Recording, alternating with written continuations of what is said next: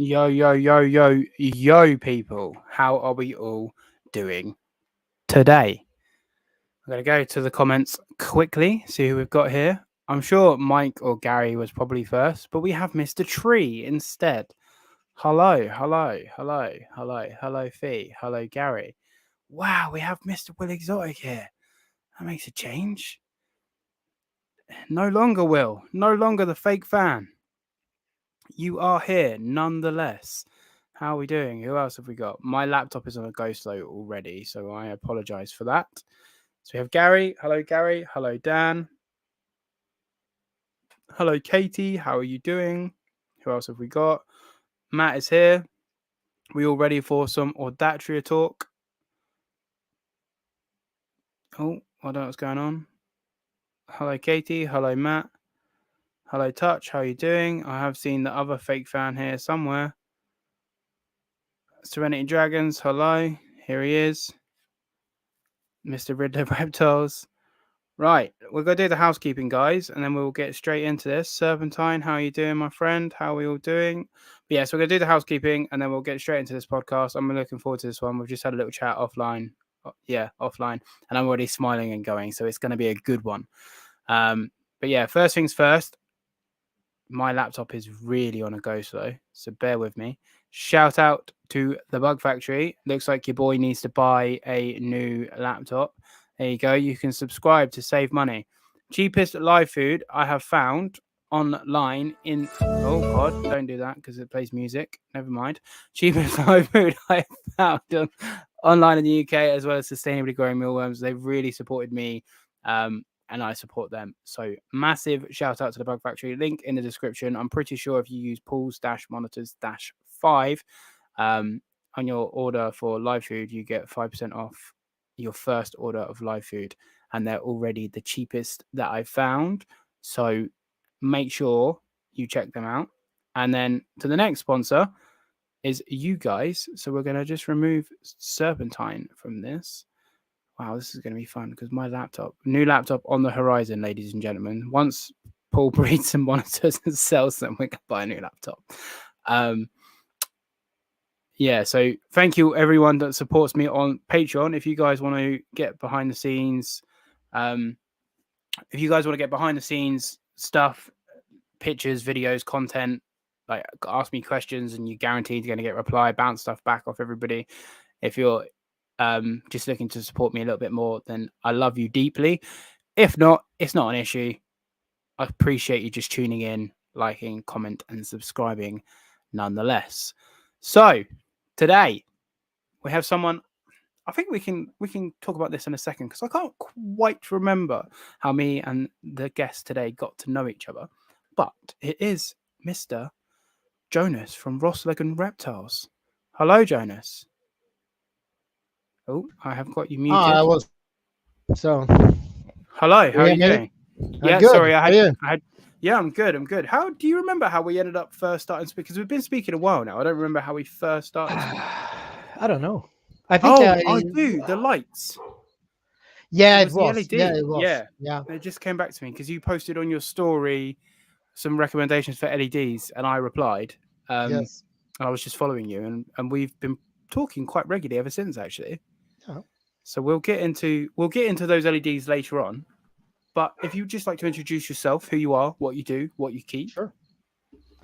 So I've been keeping reptiles for roughly, I would say 35 years, something like that. I'm in my 50s, so. You look very good for it, my friend. You look very good. This is fake, you know. you need to tell me who did it because I'm going to need it in a couple of years. No, so I started off with like everybody did, you know, taking home adders, keeping your mother crazy. And, well, it started off with those, and then some chameleons, and then turtles, and arrow frogs, and whatever. I've kept it all. So, and then I kept a lot of venomous snakes for like 15 years. Crazy. 20 years. I just interject there. What's the fascination? I mean, all of us love venomous snakes, but there always just seems to be that little obvious caution tag that comes with them. So what was it about the venomous snakes that drew you in?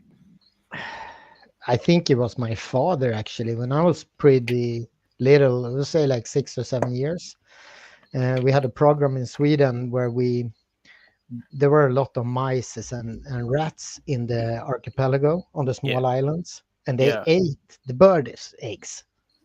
And my father is really into bird watching. So they worked together with some organization to take adders and put them on, these small islands. So that's what I did when I was like 6, 7 That's pretty years. cool, to be fair. So then I learned, and then I just picked it up, and I never stopped. Fun fact for you: I've been bitten by an adder twice. Yeah. Fun. Once. I've been, when I tried to show them to my kids. Yeah. So I had them in roof tiling, and I found one, and I said, "Okay, I go get the kids, put the tile back." And then I lift it up. I put my fingers underneath it. Wow. Great. Yeah. So, yeah, it's good fun. I was 7, and we used to put boards down because we used to live in like a common. For people in America that don't know, it's like a heathland, shrubland, good area for reptiles in the UK, and I'm assuming Europe as well. Yeah. So we have like heathland habitats, so we find all our natives, and we'd put these boards down. And I lifted up this board. I just saw a tail, 7-year-old me, so it had been 22 years ago. And I was like, wow, a slow worm, which is a legless lizard for, again, people that don't know. And I just grabbed this tail, picked it up, which again is a bad idea because slow worms drop their tail. But I picked it up and it span round and just grabbed me on the hand like in a second. So I I like got it behind the head. 7-year-old Steve Irwin over here carried it back to like my house, and my nan was babysitting, and I put it in a bucket and I brought it in, and I was like, oh, this is an adder. I've just been bitten by it. I don't really remember what happened, but that's the story my nan tells me. And she like drove me to the hospital, took the snake because she assumed, bless her, that they were going to like milk it dead in there for like anti-venom. And apparently, again, I don't remember because I was pretty out of it, but apparently the doctors were like poking it because like, is it an adder? Is it not? And it was like trying to kill everybody. That poor snake, what I did to it. But there we go. So you got into venomous because of your father, so that's pretty cool. And then you got out. What was it that made you get out of venomous? Was it like kids? I got kids. Yeah, that makes sense. Because I kept a lot of like taipans and cobras and everything. Jesus Christ. So, and then I got my kids. Yeah. So then I can't do this. So I kept a few rattlesnakes, but that I thought they're okay. So, but now I haven't kept any in, I'll say 15 years. Nothing. Is it licensed? You need a license over there, or can you just keep? Yeah, you do. Yeah. Okay. It's the same as over here then. Yeah, because I know it's easy to get it. So.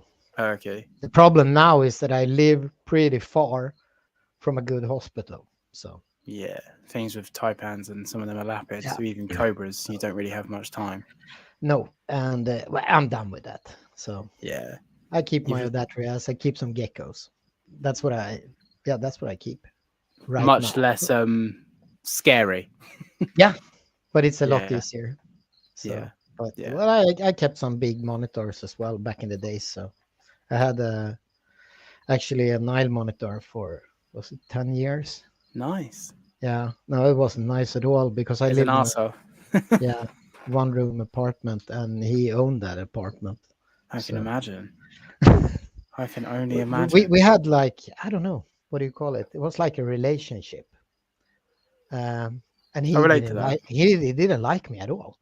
But you loved him. Problem in that. Yeah, I know. But it's me and Mango. She hates me, but I love her. Yeah. No, it took me, I think it took me like 2 years where I can actually pet him once. I think it took like 2 years. Yeah, it's a long time. It's similar. It's similar to me. But I didn't know what I was doing. So no, there's one on for sale. There's a Nile monitor for sale right now in the UK. A baby one, and I think it's £65. And whoever buys that animal for £65 is in for a hell of a shock. Yeah. Because like 65 quid to buy like the devil reincarnate is cheaper at half the price. So. Yeah, but just the lighting, just to keep it. the lighting and the heating. It's like all my monitors here. Yeah, the space as well. Like Paul get it. Honestly, I love Niles. Niles are arguably one of my favorite monitors They're to look nice. at. Just Yeah, imagine if they were this big, and that's why I that's keep mangrove monitors because yeah, yeah, they're exactly. they're similar. They're similar, not the same, but similar. Even though I did take a bite from mango Yeah. recently, which could have been a lot worse, but it did make me question my choices, and Yeah. I was like, maybe Did I should. you never had any infections from the bites? No, I had. So basically, I've discovered that Eupropriosaurus, so basically the tree monitors and the Indicus types, I have a reaction to the venom. Like Yeah. every time I've been bitten, so I've been bitten by Prasinus 3 times. I've been bitten by Indicus twice. I've been bitten by Tiburensis, Hackeys, Glaudidae. Obviously, they're odatria, but I didn't have a reaction to those. No. But the Eupropriosaurus, basically, the mango bite was literally 4 teeth on the top of my finger, 1 tooth at the bottom, and it was a split second. She Yeah. jumped out for food, nicked my finger, so it wasn't a bite and a hold on. It was a split second. My whole wrist, forearm, shoulder, numb, like pins and needles, throbbing, like pain, but no tiny bit of swelling, but not really any swelling. And same as the tree monitor, just a nick. And again, exactly the same reaction. Like couldn't feel my hand, a little bit of swelling. The baby mangrove that held on to me, my whole finger swelled up for 24-ish hours. Not ridiculous, but it was definitely there. No. But yeah, I get like crampy, pins and needly, achy, and then I feel a little bit unwell for about a day. But the main symptoms are the numbness and the throbbing from every single bite I've had, wherever, regardless if it's a nick. And I don't know if it's just in my head and I make it up, and I'm like, oh my god, I'm going to have a reaction, so I do. But the first tree monitor, obviously, I didn't know what to expect, and that was a nick, and I had a horrendous reaction from that. But no infection, no like pus, like the scabs are completely fine. They're not pussy, they're not septic, like they're just like it would be if you fell off your bike, sort of thing. Not anything. Because but I got bitten by the Nile when it was really tiny. yeah, The hand looked like shit, actually. I've seen a few I people. got a really nasty infection. Oh wow! But after that, it was okay. Franca Daniels coming in with the big super chat. Thank you very much. Thank you very much, Franca. I appreciate it. Not even leaving a message. I'm sure I'll receive a voice note at some point. I appreciate it. Thank you so much. But yeah, I've seen a few pictures of people getting bit by like mangrove types and their hand. There's a picture. I won't say who, but I'm pretty sure it's a Dorianus bite, but I think it's behind closed doors. But anyway, I'm pretty sure it's a Dorianus bite, but again, not a severe bite, and the hand's just swollen like a balloon. Yeah. And it's like, Jesus Christ, like, I don't know what's going on. There's definitely something going on with the monitor types that the more. Have you ever had a reaction from odatria? I'm assuming you've been bitten by odatria. Yeah, all of them, I will say. them, yeah. But better them than the venomous, no, that's for sure. I never seen anything, or no. No. Yeah, I haven't had any. But I'm going to completely change gears, and we're just going to go into quick fire questions, because otherwise we're just going to talk, and I'm going to forget. So, snakes or lizards? Oh, that's a hard one. No, hard one for you, yeah. Now, because I kept it for a long time now, and that's where I will stay at. Well, probably be a few snakes someday, but not in the short term. Money or time? Time. Mentally strong or physically strong? Always mentally. I would love to be there someday. you and me both. Yeah. You and me both. Wild caught good, wild caught bad? I think it's good. Absolutely. Pro snake rack? So. Oh yeah, we wouldn't have anything if it wasn't for wild caught. No. So no, we can't bash on it. No. Pro snake rack, no snake rack. I would say no. I never kept snakes in racks. I tried to once with Eckis, the saw scale wipers, and well, I had the rack for, we'll say, 2 weeks, and I nearly got bitten every day. So, and then I was like, no Not way, anymore. I'm Yeah. keeping them in this. So, no, It's a little bit different when you've got like a loaded cannon in there. If someone's yeah, royal python jumps up out of there, out of a no, rack, it's like, oh no, well. I didn't like it because I can't see what's happening. Yeah. So, No, that's more than fair enough. Um, arid species or tropical species? I love tropical species, but I want to keep it simple. So, it's arid for me because otherwise I need 2 rooms. So Yeah, too much just work. because I'm lazy. This is the fee question that she changes up for each guest. So she's decided today for you: chickens or ducks? Oh, chickens for sure. There you go. Easy answer. Yeah, I will keep chickens. I'm just waiting to have the time to actually do it. For people that saw my story, I was at my parents' house like 2 days ago, Uh, and she has my mum for the bingo. Everybody, my mum has a whole flock of chickens. She's a crazy chicken lady. I think she's got like 22 or 24 chickens and like 3 or 4 ducks. And I had a packet of biscuits, and I don't know if it's because it was white and my mum maybe feeds them from a white bucket or it was a rustling. I don't know, but like 16 of the chickens like flocked to me and like yeah, surrounded me. I was like, Jesus Christ, I'm gonna get mugged by a gang of chickens. I love them. I think they're great. They've got great personalities. They're like Yeah, yeah, they do. proper quirky little, and they're to my knowledge, correct me anyone if I'm wrong, they're like the closest living relative to a T-Rex. So if you want a T-Rex, get a chicken. It's It's a like, bit easier, I guess. yeah, just only a little bit though, because they will rob you from your biscuits.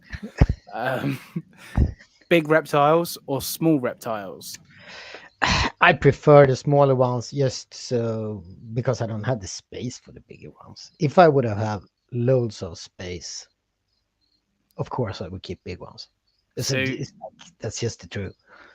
without keeping them then, just as a general that you, because the question is open-ended, but I'm curious because of that answer. So without keeping them, just as a general, to go and find them in the wild, you don't find any small or you don't find any big, what would you rather go and find in the wild, big or small? Oh, I don't know. I always, when I go, I always check for something special. I have a list. So if I Yeah, go somewhere, this is what I want to see. I yeah, hardly do it, but sometimes it happens. So no, then I would say for big ones. the big I ones. found a big king once in Malaysia. Yeah, That was, I I waited can so many years for that. I can imagine that's very like euphoric, almost the king of the Yeah, forest. You've been, yeah. like you say, waited for a long time, and all of a sudden it's there, and you're just like, well, what do I do now? Like, wow, it's happened. The problem is that I didn't find it in the forest. You have this vision that Yeah. happened. It was like in the backside of the house, Oh, really? just on the yard. Well, that's that old serendipity again. You're not expecting it. If you're going out in the forest and you sort like you say you've got this idyllic image of this king Yeah, cobra like 6 foot off the floor looking in exactly. the eyes. Yeah, You're gonna go put some rubbish in the bin and you're like, Jesus Christ, that's a yeah. king That's cobra. that's nearly what happened. So I forgot where I am. Here we are. Big monitors or dwarf monitors? I would say dwarfs. If I had the space, I would say big. Instagram famous or YouTube famous? None.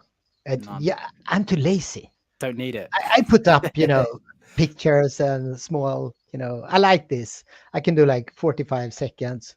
This I is how like I your do little it videos that you because do. You it's do easy. little snippet information for Yeah, anyone but that's interested. You do yeah, little snippet info. I like that because not. I haven't seen anyone. I'm sure there are people out there that do it, but I've not seen anyone that I follow anyway do like videos that you do because you do like a right diet, right ventilation, right heat mats, right halogens, and you just talk about like you said, a little it's just bite-sized chunk. easy. We Yeah, we know experts, but if you've done it so many times, at least I know what I've done that wasn't good. So yeah, that's true. That's that's definitely one way to what look at it. Okay, so we're talking about the shoes. Pro Crocs or no Crocs? I haven't got mine on to show everybody today, sadly. I'm Swede, so I would say I'll go for it Yeah, Pro because Crocs. yeah, Yeah, That's good. We can it's continue this easy. podcast. Yeah, I have some really nasty looking ones. They're Yeah, horrible. they're so functional though, and then you can Yeah, put them in yeah, they sports are. mode for when you Yeah, find a king cobra behind a bin. Like, um, feisty or tame? I like the feisty ones because it's easier. It's always easier to get them to eat and breed. So Yeah. Wild types or morphs? wild types for sure. I have kept like 3 morphs in Yeah. all my years, and that's it. So Nature has the finest of I paintbrushes. think so, but well, you never know. There's still time, my friend. There's still time. And then the last one, which is a new one, for which was a request from Mr. Scandinavian Guanas. The worst experience with crickets. Oh, there's so many. Exactly. He said I should put that. I was like, do you know what? We all have that one story like with a Yeah. cricket. So I was like, I'll I add it on there. ordered. I have one. I ordered crickets. It's like 20 years ago, and I ordered a lot. I don't know how many, but a big box. Yeah. And they called me from the like the small store where I was going to pick it up, and it was broken. Oh Like, no. so they had crickets in Everywhere. the whole store. I couldn't buy my grocery there for years. I can So imagine. Because they're all infested with crickets forever now. They've probably gone bankrupt. no, but well, I said it was one day, and it looked like hell in there. Yeah, So it I can wasn't too only pleased. imagine. I can I only. actually can't really understand how you can you ship it just as you want in England as well. Yeah, bugs we can, yeah. Yeah, because Yeah. like the cockroaches, when I buy Yeah. those, you buy like 10,000. I Yeah. wouldn't want that in a like grocery store. No, we so basically in the UK we're allowed to send bugs. We're not allowed to send animals, which I'm assuming is the same as Europe. We can only Yeah, courier animals. yeah, We yeah. can't You have, ship yeah, them. no, Um, we can send bugs, and it's recommended. It's not law, but it's recommended that you ship them next day, guaranteed delivery. So obviously, I'll send them on a Tuesday. You get them on a Wednesday. yeah. Um, but I've had it before with.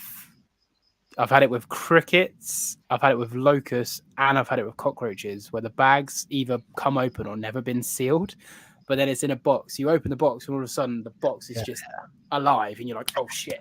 Like you've got to like, and then take it outside just so you don't get like loose cockroaches and locusts. I don't care. Like that's fine. It's the crickets that I can't deal with the crickets. Like, for me, crickets are the bane of my existence, and I try not to buy them. I can hear them now. Actually, Yeah, as I've said it, you've just got yeah, one going. And yeah, what, yeah. mate? There's a few here. Yeah. So, I think it's easy when you go away. Then I just drop in 100 and then I go. So yeah, that's fair. Like for me, locusts work well because I'm always around. But like you say, crickets, you can just be like, right, that's you done. The locusts, people in America must hate my story sometimes because the amount of locusts that drown themselves in the water bowl because something spooks them, they jump up, land in the water yeah, bowl, and then even though I put cork in the water, they can't find the way to cork and they just die. And I spend so much money on locusts that just die, and it's like it's just a waste of like time and but energy. don't they eat them when they're dead? They No, don't, no, I've not seen them to be because honest. mine don't. I don't care at all. Mine are my. The They're problem is, disgusting. it's my Indonesian stuff. My Indonesian stuff Yeah, turns the nose up at the finest. Like I'll set out the meal prep, fish, prawn, egg, and then like chopped up chick, and I'll put it all out and I'll separate it into different bits in case they don't want to pick through. And then sometimes I come home and it's not even touched, and I'm like, you bastards! Like I spent hard, yeah, the yeah. odatria, they don't care. They'll eat whatever. But the Indonesian stuff is very finicky. Well, I don't blame them. They're fresh imports, so it's not like they're used to it yet. But No. for the most part, they don't tend to like stuff that doesn't move for the most part, and none of them are tongue feeding yet because they see me and then they run off. So Yeah. it's a bit like ugh. So but yeah, hello Reese. Thank you, Reese, for stopping in. Hello, Ravishing. I'm pretty sure I've missed people. If there's any questions, please ask me again because I haven't. Oh, hello, Amy. I didn't say hello to Amy. Hello, Amy. How are we doing? But yeah, I haven't been keeping an eye on chat. So if there's anything serious, then spam it. I'm sure I'll get back to it. But okay, so we're in venomous snakes. We kept venomous snakes for roughly 15 years. We got out of venomous snakes. Did you go straight into odatria after getting out of venomous snakes? I think I saw my first Eki in, must have been like 91, 92, Mm. something like that. And I was, because I never seen a monitor that size, and I just like, okay, how will this look when it grows up? It's fully grown, Oh, and nice. I Yeah, had yeah. never seen it before, so it was so new. And back then, a friend of mine traded, I think it was like Tribo, Emerald Tribo was. Yeah. So one Eki, one Emerald. Like You say that that's now, people are going to be like, "What?" yeah, Yeah. that's just how it was.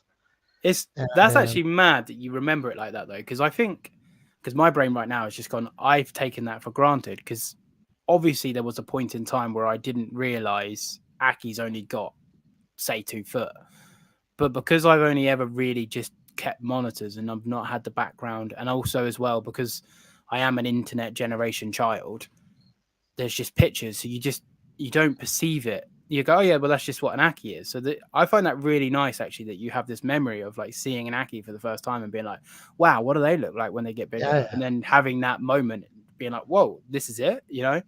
So that's pretty cool that you've got that memory. Actually, I like that sort of stuff. That's cool. But then it took us, or my friend that, because I think he was the first guy actually in Sweden, and I think it took him like 3 years before he actually got his first clutch. Yeah. Australian animals was, we didn't even have it. We had like a few bearded dragons maybe, but the Mm. rest was just like the Taipans I had. They're from New Guinea. I didn't have the Australian ones, Yeah. so it took some time before we could actually, you know, we didn't know anything about it, and we didn't have internet either. So, Yeah. I corresponded to a guy I know in Australia with fax. So he wrote like, Yeah. and I Yeah. stabbed it Yeah. from work because I didn't know a fax at home. People born 2000 and later are Yeah, like yeah, the 23-year-olds in chat right now going, huh? So I remember it. I didn't ever have to do a fax, but I remember it because like, my parents would have done because yeah. I'm early 90s, so I remember it. But yeah, yeah, that's kind of crazy. Yeah, like you say, you just have to send faxes like back and forth, and or spend like however many euros on a phone call or whatever the case is. Yeah, yeah. No, it was hard, but I think it was good because with all the information we have now, still I think people they suck at giving, some just simple explanation for simple stuff that you should be able to be told. But Yeah, that's why I like this podcast, thank you. You are a big because supporter of the podcast, because so it's thank you very easy, much. and I like it because Yeah, I me don't too. like this. It doesn't have to be, oh, you need to have this and you need to have that. Fuck man, I had kept snakes in shoe boxes. Yeah, yeah, Um, yeah. Yeah, I know what you mean. But I try and keep it as real as I can. I mean, I'm just a guy in a yeah, loft talking about lizards. yeah, but that's what we do. We try to keep the best we can, and Yeah, since we always learning, because you never learn all of this. no, Not me no, either. no, no, There no, will no, no, still no. be stuff we don't have a clue about. We I've think we I've come to a new. I like my little similes. I like my metaphors. I like the one that we're all on the same car journey, and the journey is to the grave. Like as yeah, morbid as yeah, it is, but that's where my brain is. We're yeah, all on this car journey to the grave, and we're all on the same journey, and we're all looking out the same windows, just in different places and different parts and different fragments of time. Now you're going to pick up stuff that I'm not going to pick up. I'm going to pick up stuff that you're not going to pick up. exactly. I might pick up the same thing as you 10 years from now. You might pick up the same thing from me tomorrow. Like we all Yeah, learn at different times, yeah, and yeah. you can't judge anybody just because they're slightly further or slightly ahead on their car journey. Because one, Because when that you start that journey, you don't yeah, know jack exactly. shit, and I was the same. So come on, Yeah, we all been exactly. beginners. We all start from the, and again, like there's still times now where like someone messaged me, what was it? I can't remember now. They asked me a question and I knew the answer. Like, can't even remember. Let's just say basking spot of tree monitor. I can't remember. And I know exactly what I keep my tree monitors at. I keep them at 55 basking spot. And that's what they asked me. What basking spot do you keep your tree monitors? And I keep them 52 to 55. And I was like, but am I like, my brain was going, am I right? Do I keep them right? Because I'm about to tell someone, even though I've told hundreds of other people, I'm about to tell someone what I do, and one was if it's wrong, and one was if their tree monitor dies. And I'm like, oh my God. And for some reason, I had this like weird, like mini panic attack over like a basking spot. And then I was like, just, you know what I mean? Just like, I just say, I keep mine at 55. Do like ask as many people as you can. And that's what it was. So, because like, yeah, it's almost like this weird responsibility that you have now, or at least I have now, to like help people. But then you almost feel weird that you're gonna fuck things up for people, if that makes sense. Yeah, but we all have a brain. Then if we use it or not, that's up to ourselves. If somebody goes and tells you you need to keep them at 85 degrees, probably you can understand that it won't work. So no, I don't see big problem. I rather get more information than none. Then at least I can scroll down and see what of it that I can use. So yeah, no, this is it. This is it's the whole, like you say, it's the whole thing about sharing, and that's why I try and be as open and as honest as I can with everything, because if I've made a mistake, hopefully I can stop people making the same mistake. I've got no shame. Like, if I fuck up, I fuck up. So we all do. I still So. No, I think if you say that you don't, you're not looking into your care enough, because you probably have, and you're just choosing to ignore it. Exactly.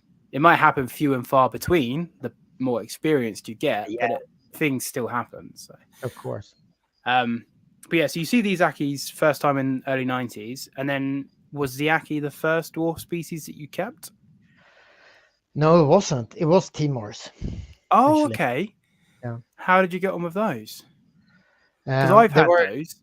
They were in horrible condition. I got 20 pieces. So, we bought it in pieces. That's how it was. You got the bag and there was 20 inside. I didn't know nothing about it. So it's a bit shameful, but I put them in an aquarium, Yeah. So I think I got 9 was really, I think they had some blood parasite actually inside. So it took me, let's say, around 2 years to get the decent group together. But I never bred them. No, so. I got eggs from mine, both females. Like, honestly, so I kept mine from 8 months old to 2 years, and they're with my friend Michael now. I swapped them. They look great. Yeah, well, I swapped them with a guy. And then the guy swapped them with Michael. Yeah. And I was like, small world. But the small female, at the time, she was probably about 14 months old. And I've had this with tree monitors before, like a male tree monitor will almost hold its hemipenes in to appear like a female, so it doesn't get bullied by a dominant male. And I was like, oh no, I'm having the same with the Timors, because my little female had like the tiniest little hemipenal like bumps. And I was like, I guarantee if I split this female out, within 2 or 3 months, she'll have great big balls like the other male, because they've got massive hemipenal bulges. So I split her out, her being the key word. At the time, split him out 2 days later, literally 2 days later, and she's just in a holding enclosure with the driest eco earth on the floor, because it was just a holding enclosure. I was going to sort it out in a couple of days because I just wanted to get her out of this stressful situation. Fee, bless her, goes, oh, have you put rocks in there? And I went, oh shit, because obviously I knew it was eggs. Yeah. And this female, bless her, had been laying eggs like in the dry cocoa. I say dry. Not dry, but dry for nesting conditions. And I was like, oh my God. And I was like, I can't now move her because it's just going to upset her. So I have to just hope. And she laid 8 eggs, but she had no mass to her at all. She was so skinny, laid 8 eggs, and then looked like she'd been run over. But she didn't get, like an Aki gets huge. And you're like, oh, okay. Even the Gillenai, they get huge, and same as Glaucidai, they get huge. Whereas the Timors, like tree monitors, like Indicus, they held it in, and I with enough time I could have cracked them, but I didn't really enjoy them that much, so I decided to trade them I didn't for see mine that much at all, this is the actually. problem. Yeah. I didn't see mine, and for some reason, if I don't see a monitor, I don't enjoy it. If I can't see it outside of mangroves, for some reason, mangroves get a free pass because I never see them, and I still adore them. But the Glaucidai, the Timorensis, um, Pilbarensis, when I kept Pilbaras, I just didn't really see them, and it didn't click with me. But with the Gillenai, they're always out and about, and they're always doing something. So I'm like, oh, they're kind of cool. The tree monitors, they're always out and about. They're always doing something. So I'm like, yeah, they're kind of cool. But yeah, so the Timors, I like the Timors, but they, like you say, they're a bit more hard work than, for example, Akis. Yeah. Yeah, there is. Yeah. But well, I never see my Gillenais. Oh, It's really? like I have one of them that shows up once in a while. The other ones, they just stay in their hides. Oh, okay. So Yeah, I had all four out today. uh, Don't get me wrong, there are some times where I walk in and you wouldn't know, you'd think it was an empty enclosure because you look in the little nooks and crannies and you're like, where? There's four of you in here. Like, where are you? yeah. And then other times I just open the door, all four heads are like, Yeah. is it dinner Yeah, time? if it's food, they come out, of course. But other Yeah. than that, no, I don't see them that often. In the morning, maybe if they need the heat. So Yeah, they'll come out. Yeah. it's okay. No, did you see the video of mine doing the Yeah, yeah, rumpy yeah, pumpy? Like at broad daylight, right there for everybody to see. yeah. It's crazy. But I had them before, in groups, and they're all in there. So Yeah, yeah. that's the only monitor I've seen doing it like that. Actually, it's like 2 males, 3 females, and it's like, They're like hippies. yeah, They just go for it. yeah. So Yeah, no. To be fair, they've the female, bless her, she did look a bit embarrassed, whereas the male just like made dead eye contact with me yeah, and was like, "And what?" I was just like, he just "I'm like, wanted I'm you to sorry." leave. Close the curtain. Sorry, my friend. Like, I found it so weird because he was like literally. I mean, we're talking about monitors have sex right now. What is this podcast? But he was like literally like thrusting, and I was like, he must be readjusting because obviously when they lock, they just don't move, and he just carried on, and I was like, oh god. But yeah. Anyway, enough on that. So you got your Timors. They were a bit of a struggle in the sense just because they were wild caught and it took a bit of time. I mean, wild caught anything is an absolute nightmare. And then what did you end up going into after those?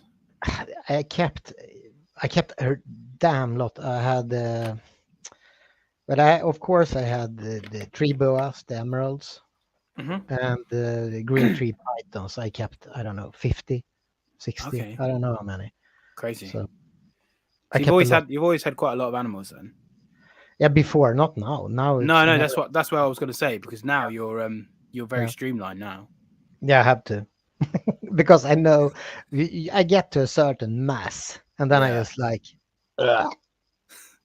So So now you have Kimberley Rocks, King's yeah, Rocks, yeah, Gillenai, so Pygmy Mulgars, and yeah, Ackies. yeah, and a few geckos. That's Yes. it. So you have red Ackies, don't you? No, no, no, Yellow no. Ackies. I'm no, not even yellow. I'm trying to. I want them to be just chocolate brown. Okay. No, no, no. That's so I keep the darker they are, then I keep them. Yeah. Okay. Okay. That's the ones I keep I'm trying basically. to think. Was it Acanthorus you have, isn't it? Yeah, yeah, Yeah. Okay. Yeah. Okay. Okay. Because the common term is yellow and red, but I yeah. get what you're saying. And So it's, out yeah, of the four, what's your favorite? that's Yield Nice for sure. I They think and they're quite personal, and I like that. yeah, that's surprising though because you've gone not seeing them not out, but then your favorite. Because for me, they're my favorite too. Like they've overtaken Aki's. Like I think Gil and I are great, and like you say, they are quite personable. They're they're almost like little ferrets. They're just like Yeah, they just want to try and get involved. When I first got them, and again, this is my naivety because I didn't understand the species because I've only had them since January through to March. They did nothing, and I was like, "Well, these are shit." But it's because they're in their own little winter period, and as soon as April and May started coming in, and all of a sudden we started getting a bit of heat, I was like, "Well, these are a different lizard. Like they're a different lizard." Totally. Yeah. So they were in and out of everything now, and they've obviously started to breed for me now, which is great. Very excited to hatch them for the first time because they look like little bandits when they hatch. They're really beautiful, the babies. Yeah, they're tiny as well, which I've heard. Yeah, Obviously, I yeah, haven't they seen, but are. No. I'm a little bit worried in the sense of escapees. But I've had pretty young Kims and I've had baby Akis, so I'm pretty sure I should be all right with Gillenine, but we'll find out. Yeah, I think actually the Glartis are worse because they're so flat, the Yeah. baby. So I think if you kept those, no problem with these. What surprised me the most about the Gillenine eggs is they were similar size to Aki eggs. Yeah, And but obviously they swell up. the eggs When they themselves. lay them, I would say they're quite small. Oh, And okay. then I didn't they see that. swell a lot. Yeah. I didn't see. Obviously, I saw them 3, 4, 5, 6, 7, 8 hours after they'd been laid. Yeah. So, and they were generally the size of like. Also, completely changed subject real quick. What's the Yeah. biggest clutch of Aki eggs that you've ever had? I don't know, like 12 or something, 12, 15. Oh, not big, because I'm seeing if people have had or seen more than 27. Because I've had 27, and I don't No, know. I think 12, 15, somewhere around there. Because I haven't had these huge clutches, because then I would have remembered it. So Yeah. Because and I now average. it's boring. I think it's like I usually feed the other lizards with the eggs, actually, and it's horrible. But what can you do? I do the same. I Yeah. do the same because I said this to Matt the other day because he Yeah. hatches green tree monitors, and he's like, "Oh, it never gets old," and I'm like, I sound like a dick. I'm kind of bored of hatching Akis because I've hatched hundreds. Don't get me wrong; it's still really cool. Yeah, I always love to see it, but Yeah, but it's not the same magic. no. Paul humble bragging about his happy clutch. Yeah, Paul's going for the world record. Like, someone contact the world record. I've got the most Aki eggs, best Akis in the UK. But yeah, now I've got Gillenine eggs. I'm a bit more like, oh yeah, let's get some Gillenine. Like but now that looks like they're gonna double clutch for me. I'm like, Jesus Christ, I'm gonna have so many. Yeah. So, But at but least yeah, they're easy to get rid of. That's not an issue. yes, yeah, Yeah. yeah. We I need more breeders. So Yeah, there's only myself, Philip Guy. There's a reptile shop here. Bill Woods, Danny Craig, and then there's probably like one or two others. So there's only like 6 or 7 Yeah. people in the whole of the UK that have them, Yeah. and then only half of those people have been breeding them. Yeah. So, yeah, I'm moaning about all the Akis I've bred. Yeah, I mean, I can't stop them. You know, it's not my fault. I'm such a great keeper, guys. But yeah, so anyway, back onto track. So see the Akis, get the Timors, and then when did, because like you're saying, you had quite a lot of animals. When did you sort of come to the realization that enough's enough and it's too much, and you need to have a little bit more of a streamline? Oh, that wasn't long ago. No, it's like I had I think I had a break a few years Okay. and I didn't keep anything. And then I went back, you know how it is. So I got Is back that because into of sorry to cut you short. Did you have a break because it was like, because I hear a lot of people saying that they have a break, and again, from my mind, I'm like, am I going to get to that point? And obviously, that's impossible to answer. But was it because you were almost felt burnt out of it, like it was too much, it took too much of your time, or was it just life in that time? no, man, like you know, divorce and all of that. We moved, we had okay, kids, so and life sort of got involved. Yeah, so I didn't have the time. yeah, no, I get I that. think most was the time.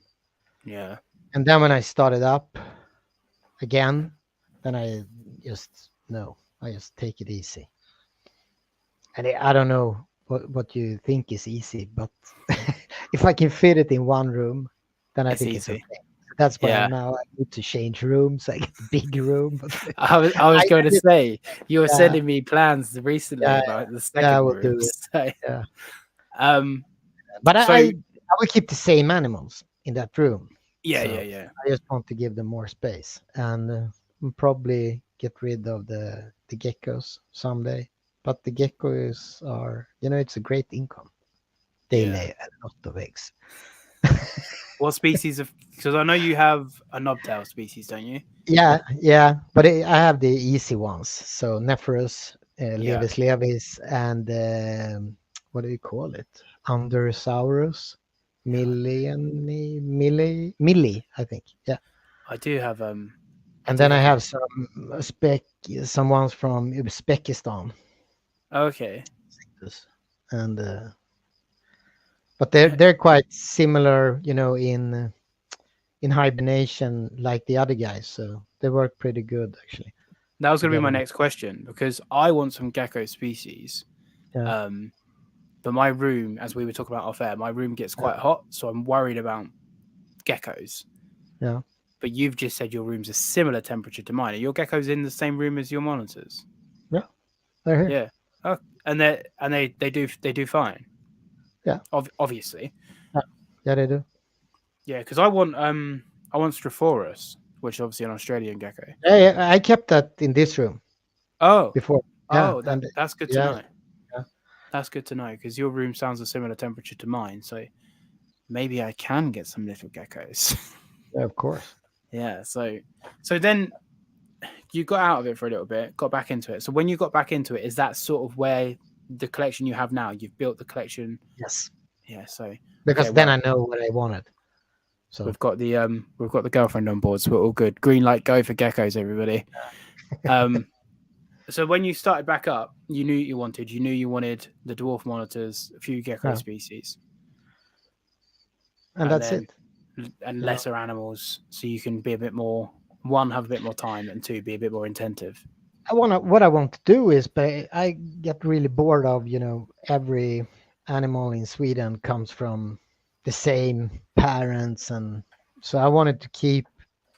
So now I working really hard to keep the Glarti in Sweden with good bloodlines, and that's what I'm going to do for the upcoming years. So I have my 4 bloodlines, and I know how I can mix them to get them more red or more black, and that's what I Yeah, want to do because I want to. I just don't want to breed animals. If I do it, I want them to look perfect. yeah, no, I If I get can't that. do that, I don't want to do it. Then I That's don't care. Then I can give them away. it's a I would. great point because I think I don't know if you want to air your opinion on this, but I've aired Yeah, mine sure. before. Too many people breed ugly animals just because they want to Exactly. breed, and they Yeah. breed mudded animals. They Yeah. breed un like you think of the structure of a glauty, say Yeah. people were breeding ones that are a bit shorter, a bit not as Yeah, elongated, not as the flat. fatty ones. Yeah, I've Yeah, seen those. yeah. So, what is your opinion on that then? Because clearly you're in a similar mindset of me. You want to try and breed great quality animals. Yeah. Um, And I rather have 2 of those than 50 of the other ones yeah, because then I can be proud of them. Come on, we spend so much time to try to breed these animals. Why start with ruining it before you even start? yeah. And So just yeah, there was again I tell this story before, but there was a guy that messaged me, and he had the most. You probably would have liked it because you like brown ackies, but this one had no pattern. It was just a drab, completely patternless yeah, brown, washed out Aki. Brachyurus, however you want to pronounce it, the yellows. yeah, yeah, And he had a male Acanthurus. And he was like, oh, I'm going to cross them. And I was like, please don't. Like, just, and I actually said to him, I was like, yeah, just, yeah, and yeah. I said to him, like, that female, I'm sure she's going to make a great pet and she's going to be a lovely, personable, wonderful animal, but she doesn't need to be reproduced. And I No, felt like a bit of a dick saying it, but it was almost needed to be said because he was yeah, breeding different subspecies, even though they're the same species now, but he was breeding different subspecies. And then it was like, not the nicest of animals to the nicest of animals. And I was just like, I feel like I need to say something. And then it's like, who am I to sort of tell people what to breed and what not to breed? And I sort of thought about it. And then I was like, it's too late now because I've already said to him. But I was like, I don't know how I can get that out there without just voicing it on my podcast, without deliberately attacking individual people and just being like, don't do it because of this, you know? Yeah, but it's simple. Hopefully, people won't buy it. Yeah. That's it. It's the Wowzers. same with the knobtails. Yeah. Actually, We're getting the money for the geckos right now. Fees Gecko Fund. Looks Yeah. like I'll be hitting you up for some geckos over the next Yeah. couple of months. I can give you a guy. Then you can get you the strawberries you want. Doesn't matter which one. I can guarantee he will have it. There you go. Well, the Paul's Gecko Fund. I mean, Fees Gecko Fund is is a guy. But yeah, no, I know what you mean, and it's the same. It's the same as the It's the same as the geckos. The same as any reptile. People are breeding animals that are smaller. They're breeding them a bit weaker. They're breeding not as clean pattern. Not as.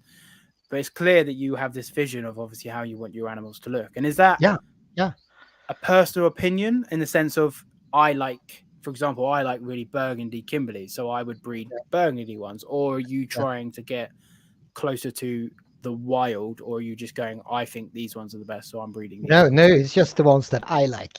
Actually, no, it is. That's fair. But I want them to look like they should look. You know, Yeah. I want the head to be proper. I want the legs to be as long as they're supposed to be. Yeah. I've seen a lot of Gillenais with like too short legs. Mm. And no, why? Come on. Mm. We don't do that with dogs. Well, they did. I lived in Thailand for a while. They do stuff. You know, Pugs. Poor pugs, man. Rest in peace, pugs. Like, what's the word? Justice for pugs. Yeah. Yeah. I know what you mean. That's actually interesting, to be fair. We'll have to when I remember, we'll have to liaise and compare Gill and I leg lengths, because I can like weed out my because they are like little micro squirrels, like sausage dogs. But they look like that. But yeah, a few of them has just too short. I know what you're saying. You will see it on the females when they roll over when they're full of eggs because they can't climb. Okay. I haven't had that issue yet, so fingers crossed. You probably will, because they look like balloons. Yeah. The female at the moment, so my biggest female, she's currently quite heavily gravid, and the other two are quite small, as in the Gillenais themselves. In comparison to her, they're smaller, and they were still quite able and nimble, but she is very much like really struggling to get around. Yeah. So I feel for her. And just on that as well, then Gillenai, are your adults quite patterned, or because obviously they lose their pattern as they get older? Yeah, people that mine don't are know. really a lot of pattern. And, they are. Male is 10 years, you know. Oh, nice. Because that's what I want to try and line breed. I want to try and hold back some really patterned animals, because exactly. I've got two females that are quite nicely patterned. The two females I'm keeping. My male is more or less patternless. So that's why I want to try and keep a few babies from this other female, to try and keep a patterned male to introduce to that group, because they're unrelated. So you can succeed to do that. Then you can line breed for more and more. Obviously, you can. The problem is that usually all the young ones have really great pattern. So if you're going to do that, I think you need to keep them for, at least 5-6 months. Yeah, I'm not planning on selling any of this female that I'm selling clutch. I'm planning on keeping the whole clutch for probably like a year, and then seeing what sexes I've got, and then selling off what I don't want. That's my plan. But it's always fun to keep an animal that's the first time breeding, just for a few, rather than just start from the start. I hear geckos can save you tons of money on car insurance. Here's the gecko fund. Hope you get an awesome gecko. We're gonna have to get a gecko now. So I mean, geckos can save money on your car insurance. Hopefully, they'll save me money on my electricity bill. That's what I'm more worried about. I don't know if I can see any in here. Yeah, they're starting to coming out now. Everyone's sending fee money. I love it. I'm a real life YouTuber, guys, exploiting my girlfriend for money. So what was it about the geckos? Because for me, it's almost nice having something at night to play around with. Is that the same for you? No, not really. I just thought it looked cool. Actually, that's just it. That's fair enough. Yeah, that's why I like the forest. And I said, okay, they're from the same areas. Why not? See if it works. Yeah, And it does. Just I keep them just the same as I do with the monitors. I spray. I have my routines, and that's just how I do it with the whole room, and it's easy for me. So that's something we were talking about briefly at the start: spraying and humidity. So let's just do a quick overrun of individual species, because I'm assuming if you're similar to me, you just keep them all more or less as a blank canvas and tweak slightly. Yeah. So what sort of temperatures are you running basking spots roughly for your odatria? Say between 50 and 65. Okay. Yeah. Similar to me. Yeah. And then how often are you spraying them? I spray by seasons. So I have them, if I have my hibernation period, and when that is done and it's springtime for them, then I start just to increase the heat and I spray a lot. I have it at least 80%, at least. I spray every day. And I do that until they eat fully and they start breeding. And then I do it for maybe they lay their eggs, maybe 10 more days. And that's just because also it's easy, it's convenient. I know when the females get a bit skinny after they lay the eggs, then I think it's good for them to have the humidity. And after that, I just blast everything on. Then it's summertime, and then it's as hot as it can get. I don't really care. Sometimes they have 45 in the cooler section. Okay. Because it gets that. Yeah. Do you find that they're out loving it, or do you find that they do retreat a little bit? Sometimes I put the fans on and the aircon and everything because I have to. But usually I don't see a problem in it. I never give them any heat during the night. No, neither. Windows always open, and I think it goes down to, what is it now? 28. So I say in the morning maybe it's like 26. Yeah, okay. Mine's down at 24 at the minute, so not a million miles away. No. Yeah, I think that nighttime drop is so important. A lot of people don't allow all their animals, full stop animals, to get cold at night, and obviously they need that as a little bit of a breather from the blistering heat of the day. And in some regards, it's a bit of a break for the metabolism just to crank down a little bit. I've never been to Australia, but I've been in other deserts, and it's always freezing during the night. So I guess it will be the same there. Yeah. And of course they burrow, so probably they have in their burrows, I would say 22, 23, 24, something like that. More stable, yeah. Yeah. It's interesting because for people that don't know, I'm experiencing a bit of turmoil crisis right now because my rooms have been peaking at like 35, 36, 37 degrees, and the enclosures have been around 32, 33 degrees. For you Americans, that's like roughly 95, roughly. I panic and I come home and I'm like, oh my God, like, my room's too hot. See you later, Riddler. Fake fan. Appreciate you not stopping in. Love you. Bye. And I'm like, oh my God, my room's so hot. Oh my God, this. Oh my God, that. And I come in expecting dead lizards, and they're all just like, this is lovely. Like they're all the Indonesian stuff, not so much, but the Australian stuff. The Gill and I are just like, whoa, this is quality. Like got on the factor 50 on. And like even the mangroves, to be fair, outside of mango and the tree monitors, my room was 38 degrees, and I was coming home expecting the tree monitors to be sad, and my tree monitor was basking, and the room, and I was like, maybe I don't have to worry so much. And obviously, it's hard for me to like not comprehend that because we're always told, and again through my naivety and my little echo chambers, we're always told don't let it get above 30, don't let it get above 30. And I've had it for probably 3 weeks over 30 now, Oh. and they're all still fine. And Yeah, it's like, why shouldn't they? Come on, they're from Indonesia. oh, If they're there 100%. in the dry season, it would be a lot hotter than 30 degrees. Oh, for sure. And like I say, in my head, because of what I've listened to and on my journey so far on my road, it's like, oh my God, they're all going to die. But as I'm starting to like experience it now, I'm like, well, I've been keeping them wrong because clearly they need this hot spot because I'm giving them a cold spot. I give them all a winter. Everyone gets a winter, but then I'm not giving them a true summer, am I? Because they're not having a prolonged period of heat and almost drought in a way.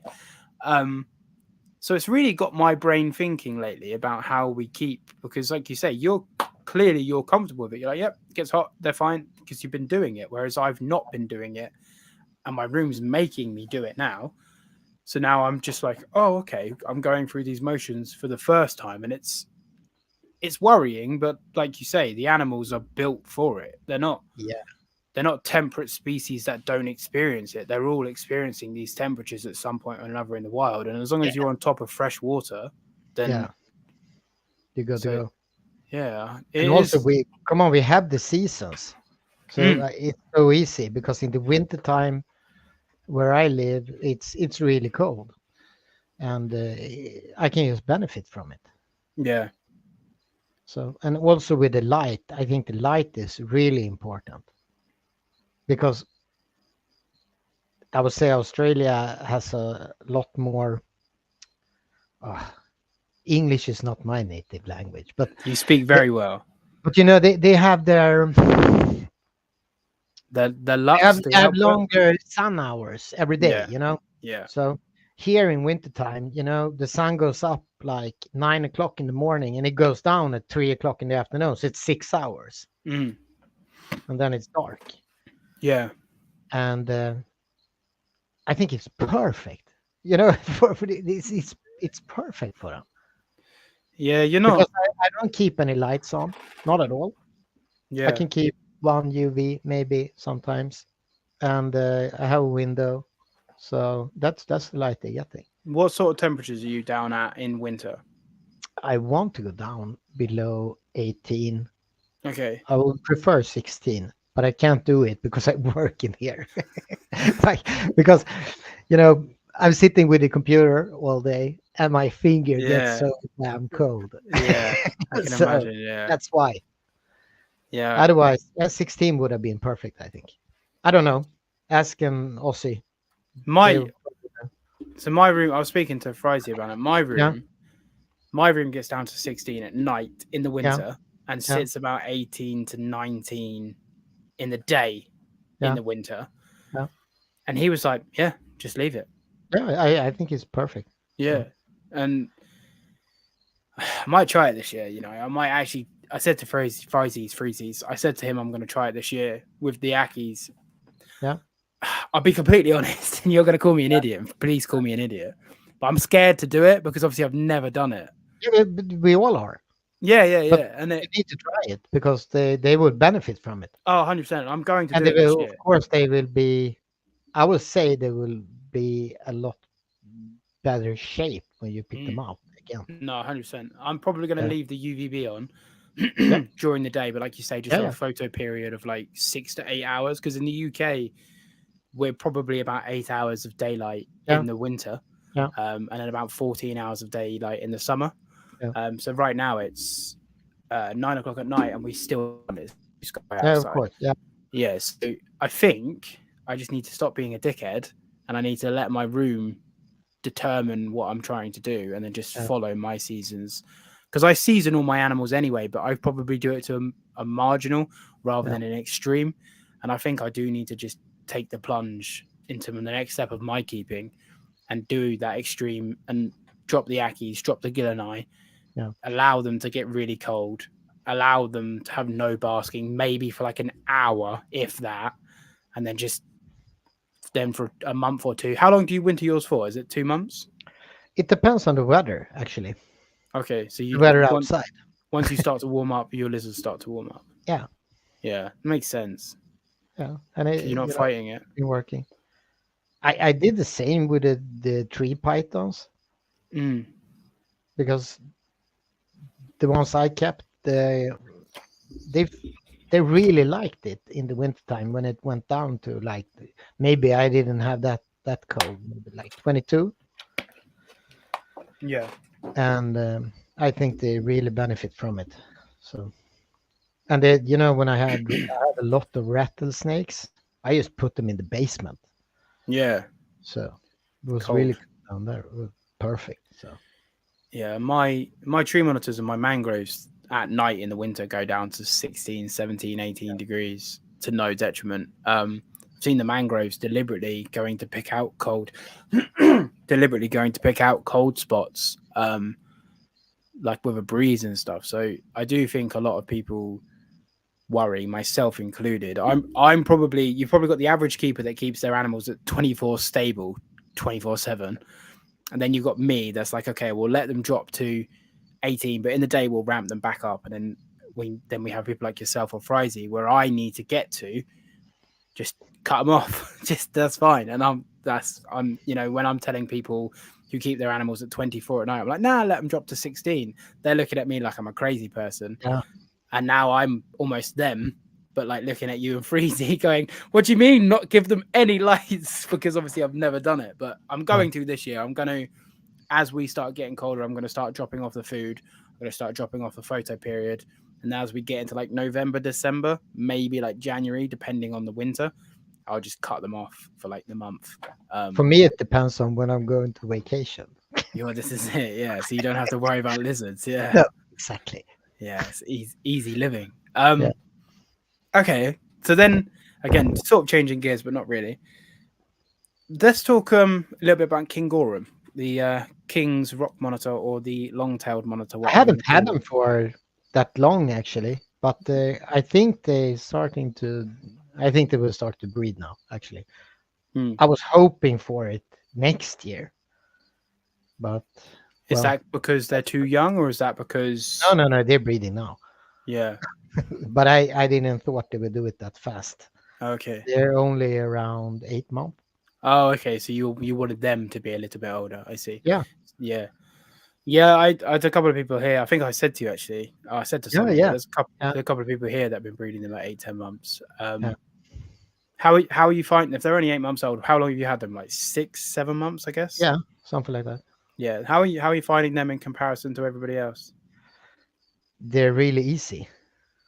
So Uh, yes, the- 5, uh, 6 months old. yeah, yeah, That guy I'm talking about has bred them at 5, 6 months old.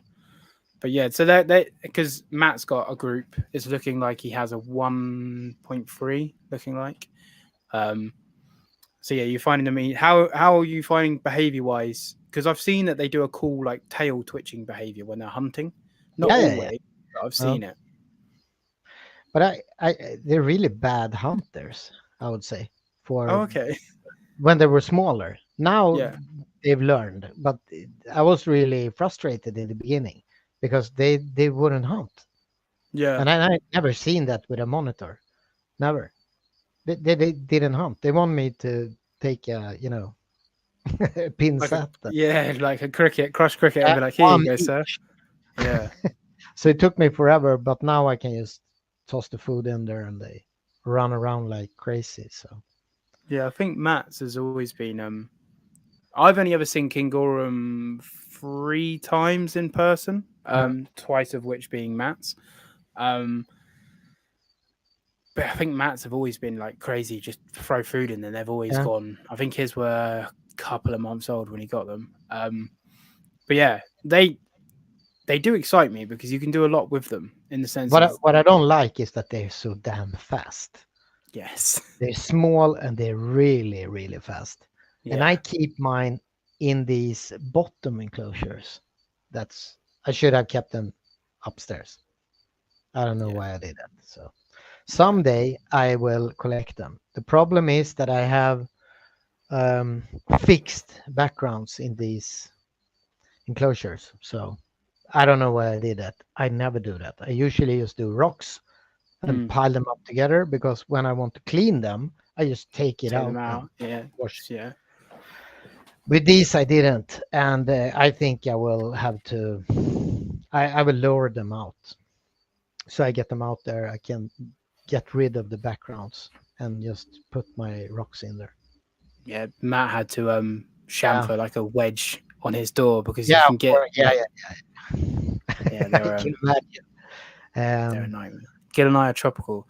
Gil and I are not tropical. They in the summer where they're actually from, they experience like hot and dry yeah, they're area. really good at taking heat. Yeah, Yeah, I they can see my male. He's like, he just looks like a pancake yeah, when it's 65 yeah, under they the bulbs, and he stays like this underneath love the bulb. Yeah, loving it. Yeah, yeah, Gil and I are the same range as I was gonna say Ackies, but Ackies are widespread and so are Tristas, so that doesn't help. Gil and I are almost like Ackies, but a little bit more dry in the summer. That's how I'll put it. But I keep a lot of my stuff more humid. I keep my odatria roughly, probably around 50-60% for 2 or 3 months just out of the yeah, winter. And then they go down to probably about 40%. yeah, And when we're in high summer, and then in winter, obviously, it spikes back up a little bit because it's colder. So obviously, yeah, the humidity does creep up that little bit more. Um, but no, Gil and I aren't tropical. I would say they are not arid. I'd say they're sub-arid. yeah. They want a little bit more humidity than, say, something like a dune gecko, but they don't want nowhere near as much humidity as, say, like a tree monitor. Um, Well, what I've seen is that I think most of the species that I keep, they prefer it a bit more humid than a mm, bit too dry. Because you've yeah, seen gill and ice and akis and all of that with their lost claws and toes. everything. Yeah, And come on, it's too dry for them. yeah. I The keep with I would say I have like 20 centimeters of depth for my adults, not more. But sometimes if I haven't sprayed enough, I don't see them. Not even the akis. They just mm, go under and find the humidity, and that's where they stay. If they're not basking, they're under there. that's what I've told people with Ackies. I say spray them. They're like, well, why? They're arid. I'm like, they're not arid, and they're like, well, they burrow. And I'm like, why do they burrow in the wild? To escape the heat and Exactly. find humidity. So if you give them, I'm not saying give them loads, but if you give them that little bit more, you might find that your Ackies are out that little bit more. Um, and yeah, people worry because it's against the grain. So they'd be okay in the room with the burrow and parata and the Asian water monitor. Of My course. room currently is like 95 to 100 degrees Fahrenheit. And that's my room, let alone the actual enclosure, which is like 35 to 38 degrees Celsius for a couple of hours of the day.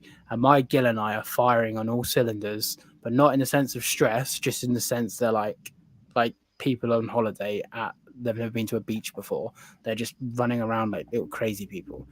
So the gill and I can definitely take your room will be cold for Gill and I. Let's put it that way. They're a hot goanna for sure.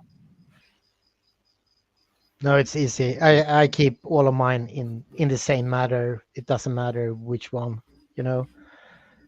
And if I would have get another species, well, I will put it in here as well. So of Is there course, anything else you want, like Pilbara or Tristus or anything like that? yeah, yeah, there is. No But space I'm or not trying, yet. and I have, I have space. Yeah, So I just don't know if I want more animals, yeah, that's fair enough. because I'm in the same boat. when my Glartis, they are growing up fast now, and I kept a lot, so they will take space.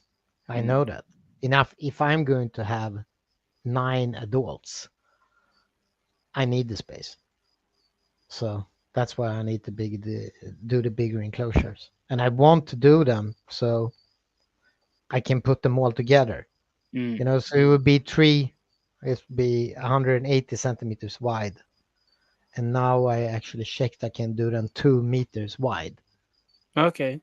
Yeah, and I Yeah, put three together, and then put dividers so I can use the whole space, yes, and yeah, then I will probably see a totally different lizard.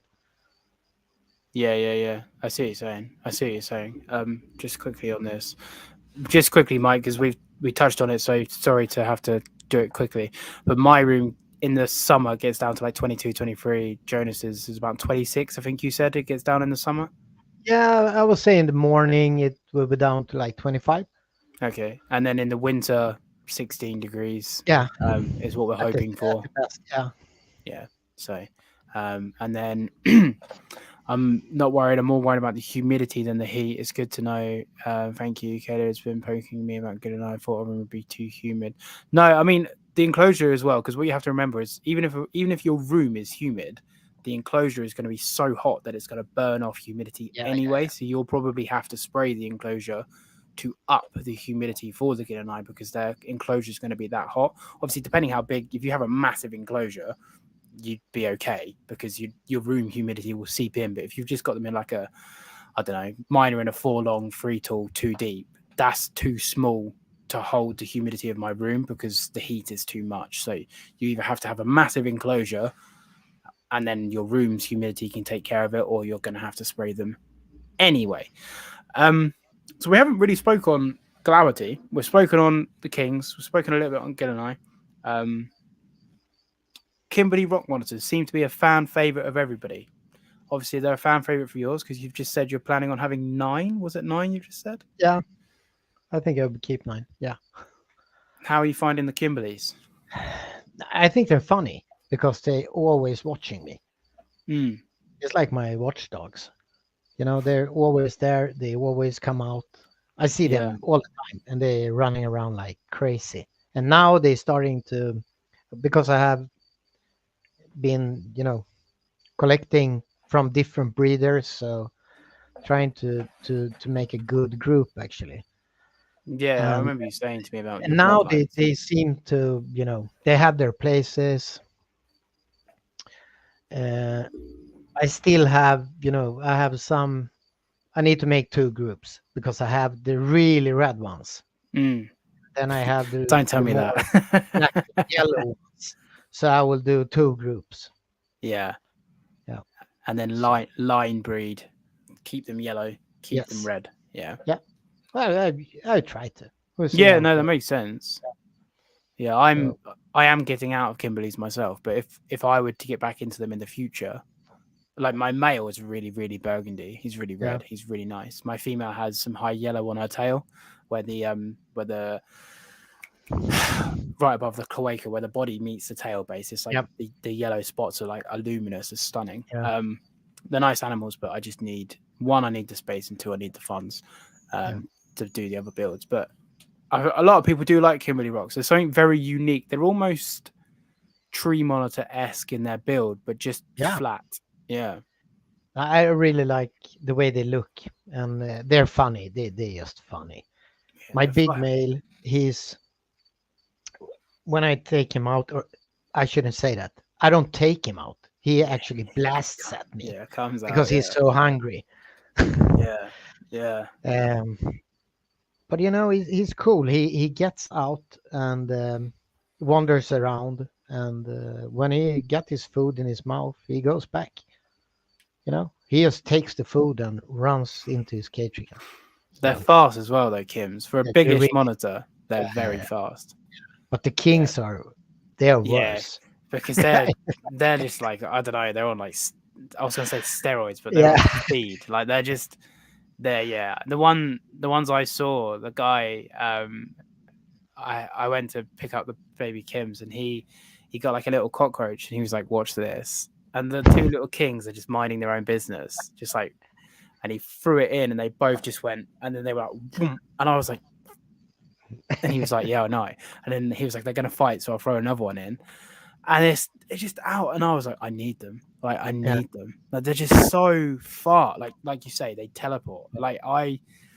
The fastest animal I've ever worked with is my peach throat. Like, she's ridiculous, but in the sense of like odatria, like King Gorham are just they're lightning fast. They're gone. Like they're just it's hard to fathom how fast they can move, really, isn't it? But it's, I like to I like to feed mine when the lights go out, Yeah. because they're so fast at getting the food, so Mm. they don't have a struggle with it. Mm. So I usually like now nighttime, then Yeah. I throw the food in, and then I see them in the morning when they go through every cave and You scratch have to find everything. it. Yeah.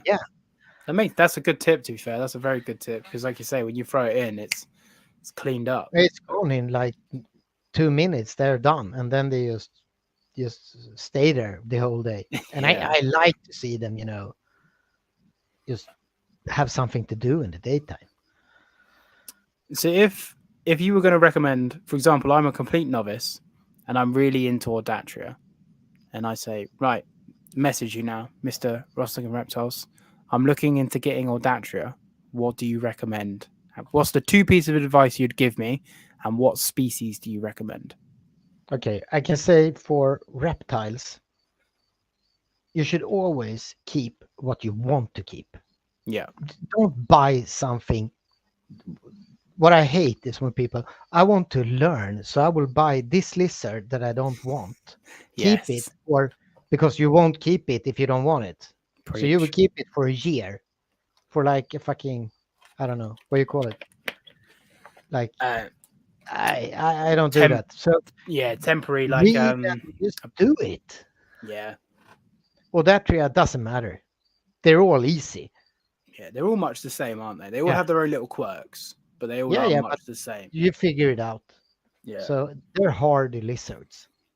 There's a lot more geckos and stuff that I've kept, and sailfin dragons and stuff that it's a lot more difficult to keep. Mm. These are, it's not, just like keeping a leopard gecko. Mm.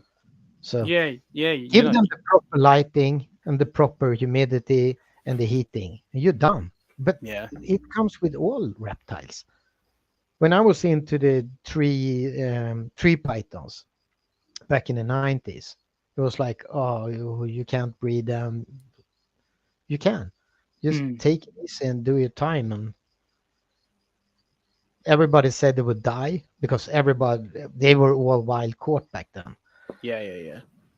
You treated them and you got them stable, and you do your pairings, and you learn in time when you Mm. keep an animal. And I Yeah, don't think it matters which kind of animal it is if you have the interests, yeah. which I hope you do. If you go and buy one, then you will learn. That's so true because, Yeah, like, for example, with my mangrove monitor, trying to find information that was half sensible on mangrove monitors was next to impossible. And the people that did have the information were holding it very close to their chest. yeah, Um, so I had to learn with the animal. yeah, I had to go. Oh, she's basking for a long period of time. Let me up the temperature. Oh, she's barely basking now. Let me lower the temperature. She's spending a lot of time in her water bowl. Let me up the humidity. She's spending too much time underground. Let me up the humidity. She's like pacing a lot. Let me let you know. You yeah, yeah. have to earn your stripes with a species. And then someone messages and like, how do I care for a mangrove monitor? I'm like, right, I'm going to tell you everything that I've learned in the last 4 years in 5 minutes.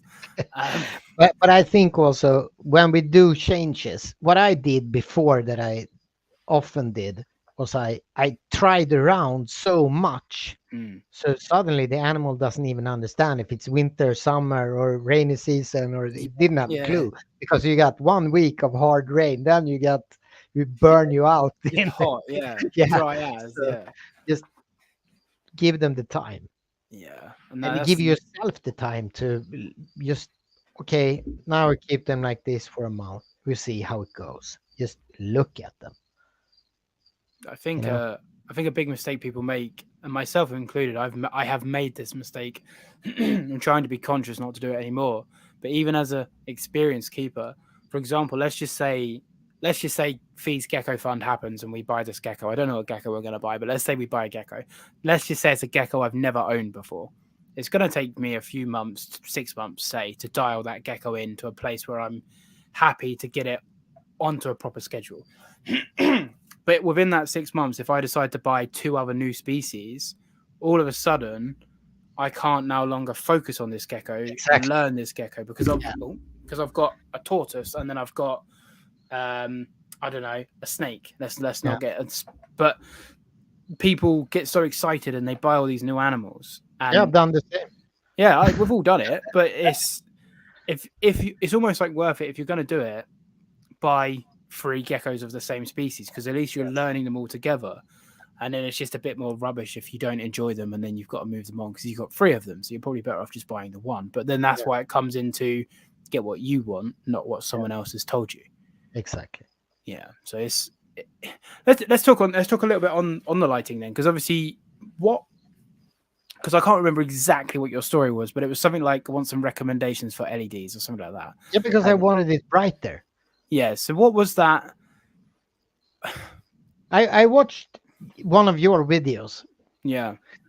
And then I started realizing that I only use like the UVB, and then I have like maybe one spot, 600, 500 kelvins, and then of course the heat lamps. Yeah. But I have black enclosures.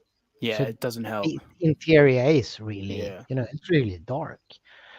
So then I wanted, just some really good ambient light. And so I put in, it's 2 in the 2 meters and 1 in each of these. Are not that big actually. I think they're like 60, 120 or something like that. Yeah. But then I have a 90 of the LEDs. Yeah. And I did the full spectrum, 6,500 Kelvin in each. So, but it makes a huge difference. I think if it's in my head, but I think my animals are much more happy with it. Yeah. Especially the Glartis. Okay. They really changed. Okay. How so? Behavior, color? Yeah. They both the color, of course, but the behavior is that they're much more active. Okay. Before the corners can get a bit dark. Yes. Because you have your heat corner and then you have your cooler area. And that was always, a bit dimmed. Now it's not. Now it's completely, and they use it like crazy. So I think the heating is, it made me it's a lot nicer actually.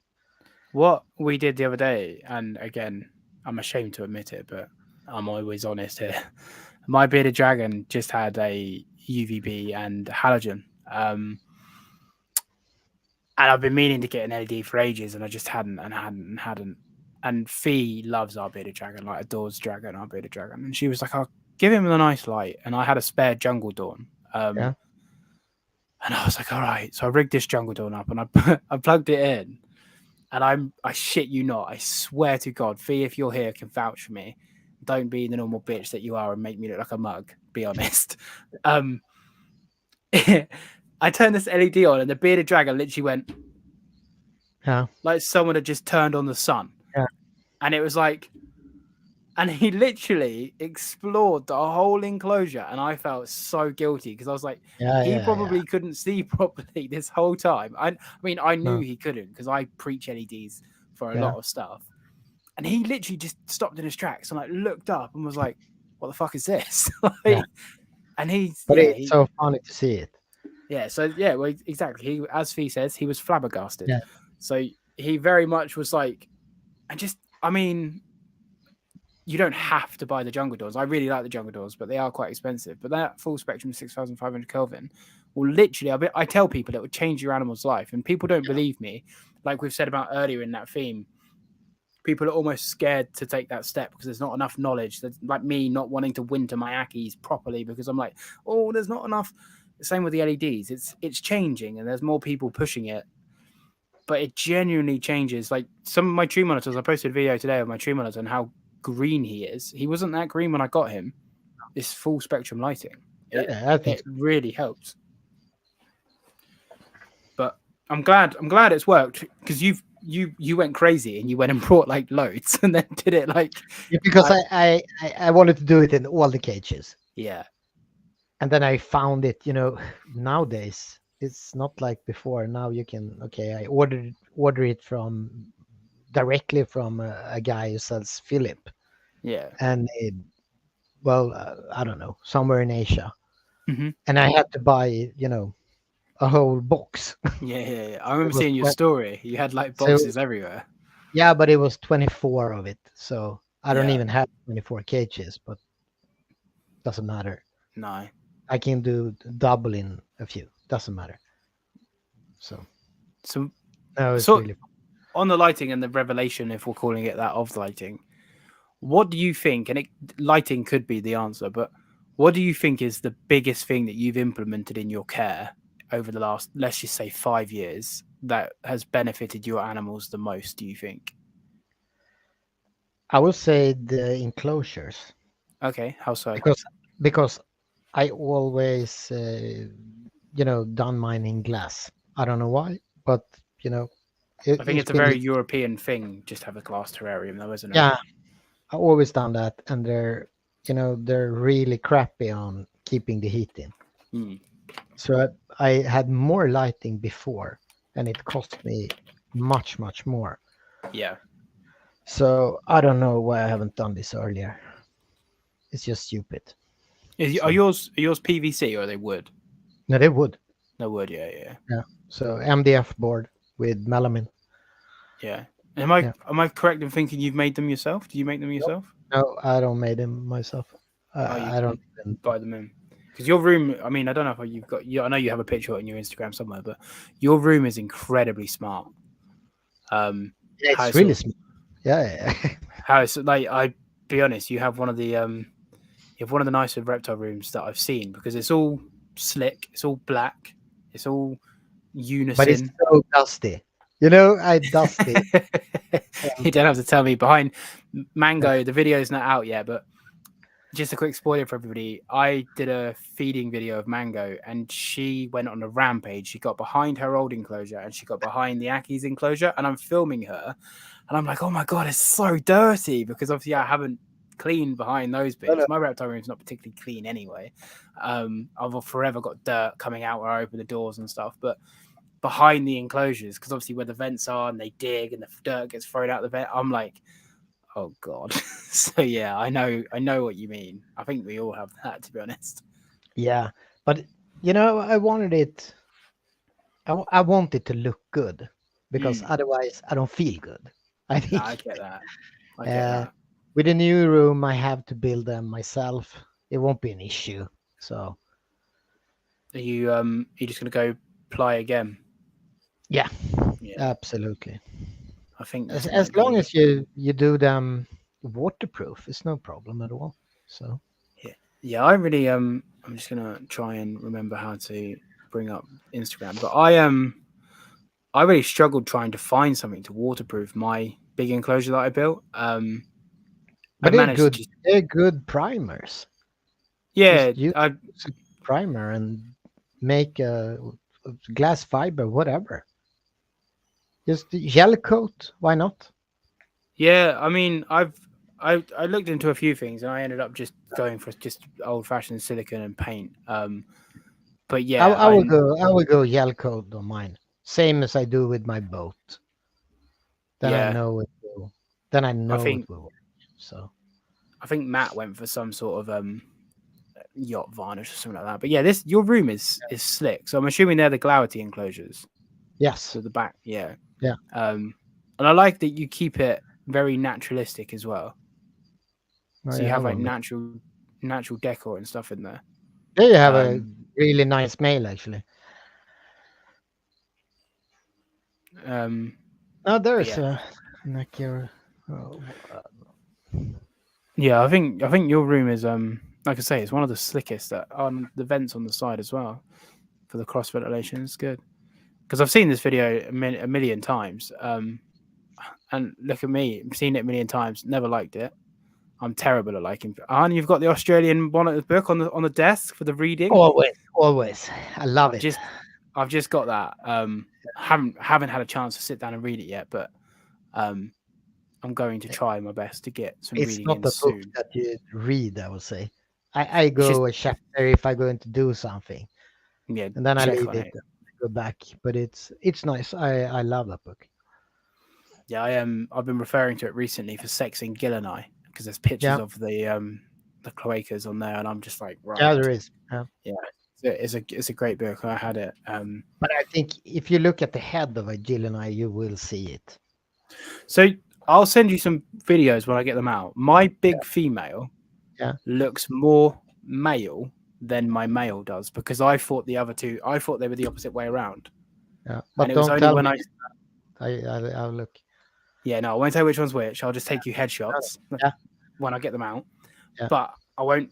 But what I will say is, I thought the male was the female was the male, and then I saw the male, which I obviously thought was the female, locked up with someone, yeah, and I was like, and I'll be honest, my male was fat, not my yeah, doing. He came to me fat, um, so I just assumed it was like a gravid female. I was like, oh wow, I've got a gravid female already, and then it was like gravid for 3 months, and I was like, okay, it's just fat. It's clearly just fat. Um, but yeah, they really threw me, and I was like, maybe it's two females locking, maybe it's a dominance thing, and then I got fatter legs. So, but I won't, like I say, I won't. I'll just take some headshots when I get them out. yeah, Once this other female lays after a few weeks, I'll get her out, like, yeah. and then I'll take some headshots of her and the male, and then we can play guess the Gill and I. Yeah. Yeah, so I've been struggling with the kings now mm, because I'm not too sure. Now I'm sure because they're breeding. So, but then I have one logistic small one, and it's not so small anymore. But I'm not really sure about sex there. yeah, because in the book there's only headshots of the king gorham. I can't find vent pictures of the king But gorham. I when this one grows up a bit, I will throw them in the rest. But then I don't really know because I don't want the logistic gene Yeah, I with know the what you other mean. one because the other ones are pure, and I want to keep them like that. So I think I could be wrong, but I think females of normals lose their pattern, so the males stay patterned on the back, and the females lose their pattern. but So I when they're think mine looks the same, both of them. okay, So but that's I I was going to thought say, that but I as well. think it's when they're adults. But you would like Yeah, to think that they're adults because they're breeding, but they're probably just little horny teenagers right now. yeah, I guess so. We'll But see. I don't know because I've not kept them. Um, but that's what I've heard from people that have Yeah, kept them. I haven't. Obviously, I've not kept them, and I don't know how experienced you are with crocodilians. But do you think caimans, I've kept a especially, few. you've kept croc? Wow, what have you not Yeah, kept? It's probably an I easy don't know question. actually. Yeah, I feel like obviously I'm not here to question Fee's questions, but I feel like asking you what your favorite animals are in the comparison to just like two simple birds when apparently you've kept everything is like. But yeah, do you think caimans, especially the commonly kept as pets, are smarter than monitor lizards? I think it depends on. I will say how you keep it. I had caimans that when they're smaller, then they're more like monitor like. But the bigger they get, they learn. They remember. They remember everything. Mm, My big female I had, uh, she was always, like a dog, same routine every day. So if you drop the food in the wrong area, she wouldn't go and get it. no. No. So she was really, but I don't know. Americans, it's a lot of Americans here, so they will probably know a lot more. The guys down in Florida, they keep a lot of that stuff. Did you have cuviers? Yeah, Yeah, the dwarf caimans. yeah. I'd love one day. Not, I mean, you need a license to have them here. I won't recommend it actually. They're a nightmare. It's so dirty in the water. I can imagine. That's the struggle, you I know. can imagine. Back then I had more space. It was fun. I had them for a few years, but no, they're too big to me. Are I think so. you familiar with over here? We have a place called Crocodiles of the World. Yeah, I've seen something about it. Is that Yeah. the green place? Yes, it is Is the it? green Yeah, place. Yeah. yeah, yeah, yeah, yeah, Yeah. We so over here we have a place called Crocodiles of the World, which is the UK's only crocodile slash reptile zoo. yeah, And the guy who owns it is a guy called Sean Foggett. I'd love to get him on here one day.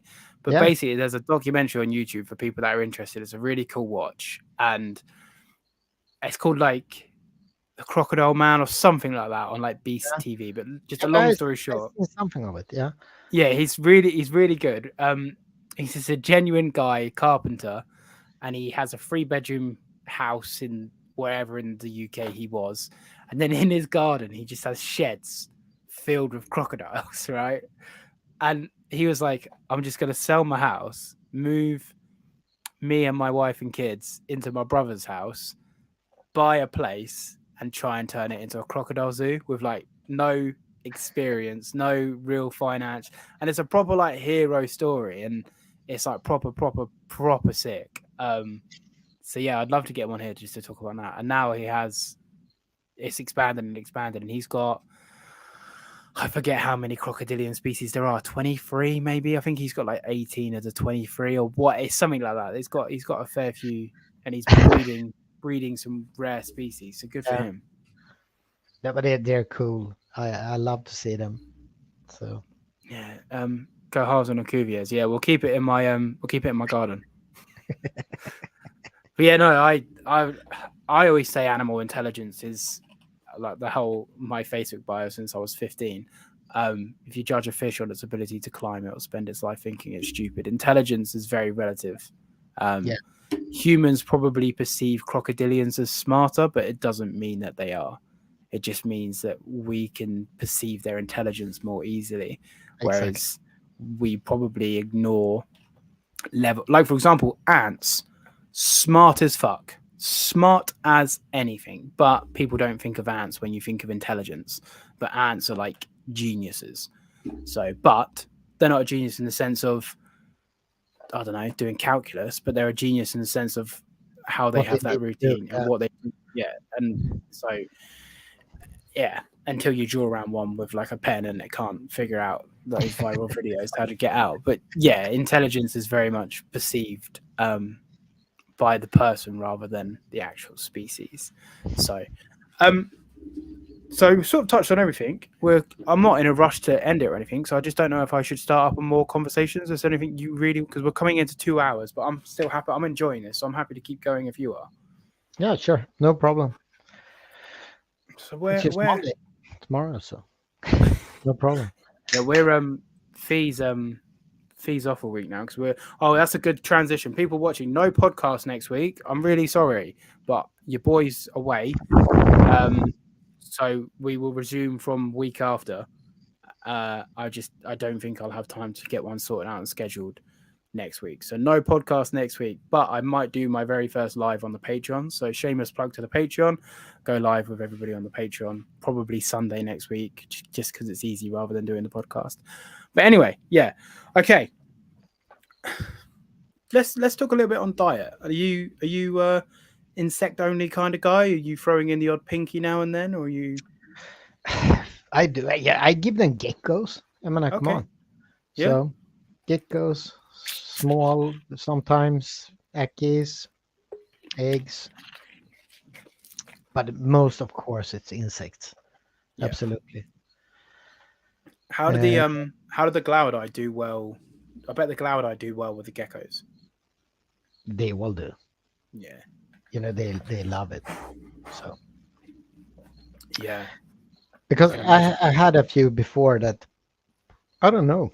The adults looked really good, but the babies they were making, they there was always something wrong with them. So I just kept them to the monitors actually.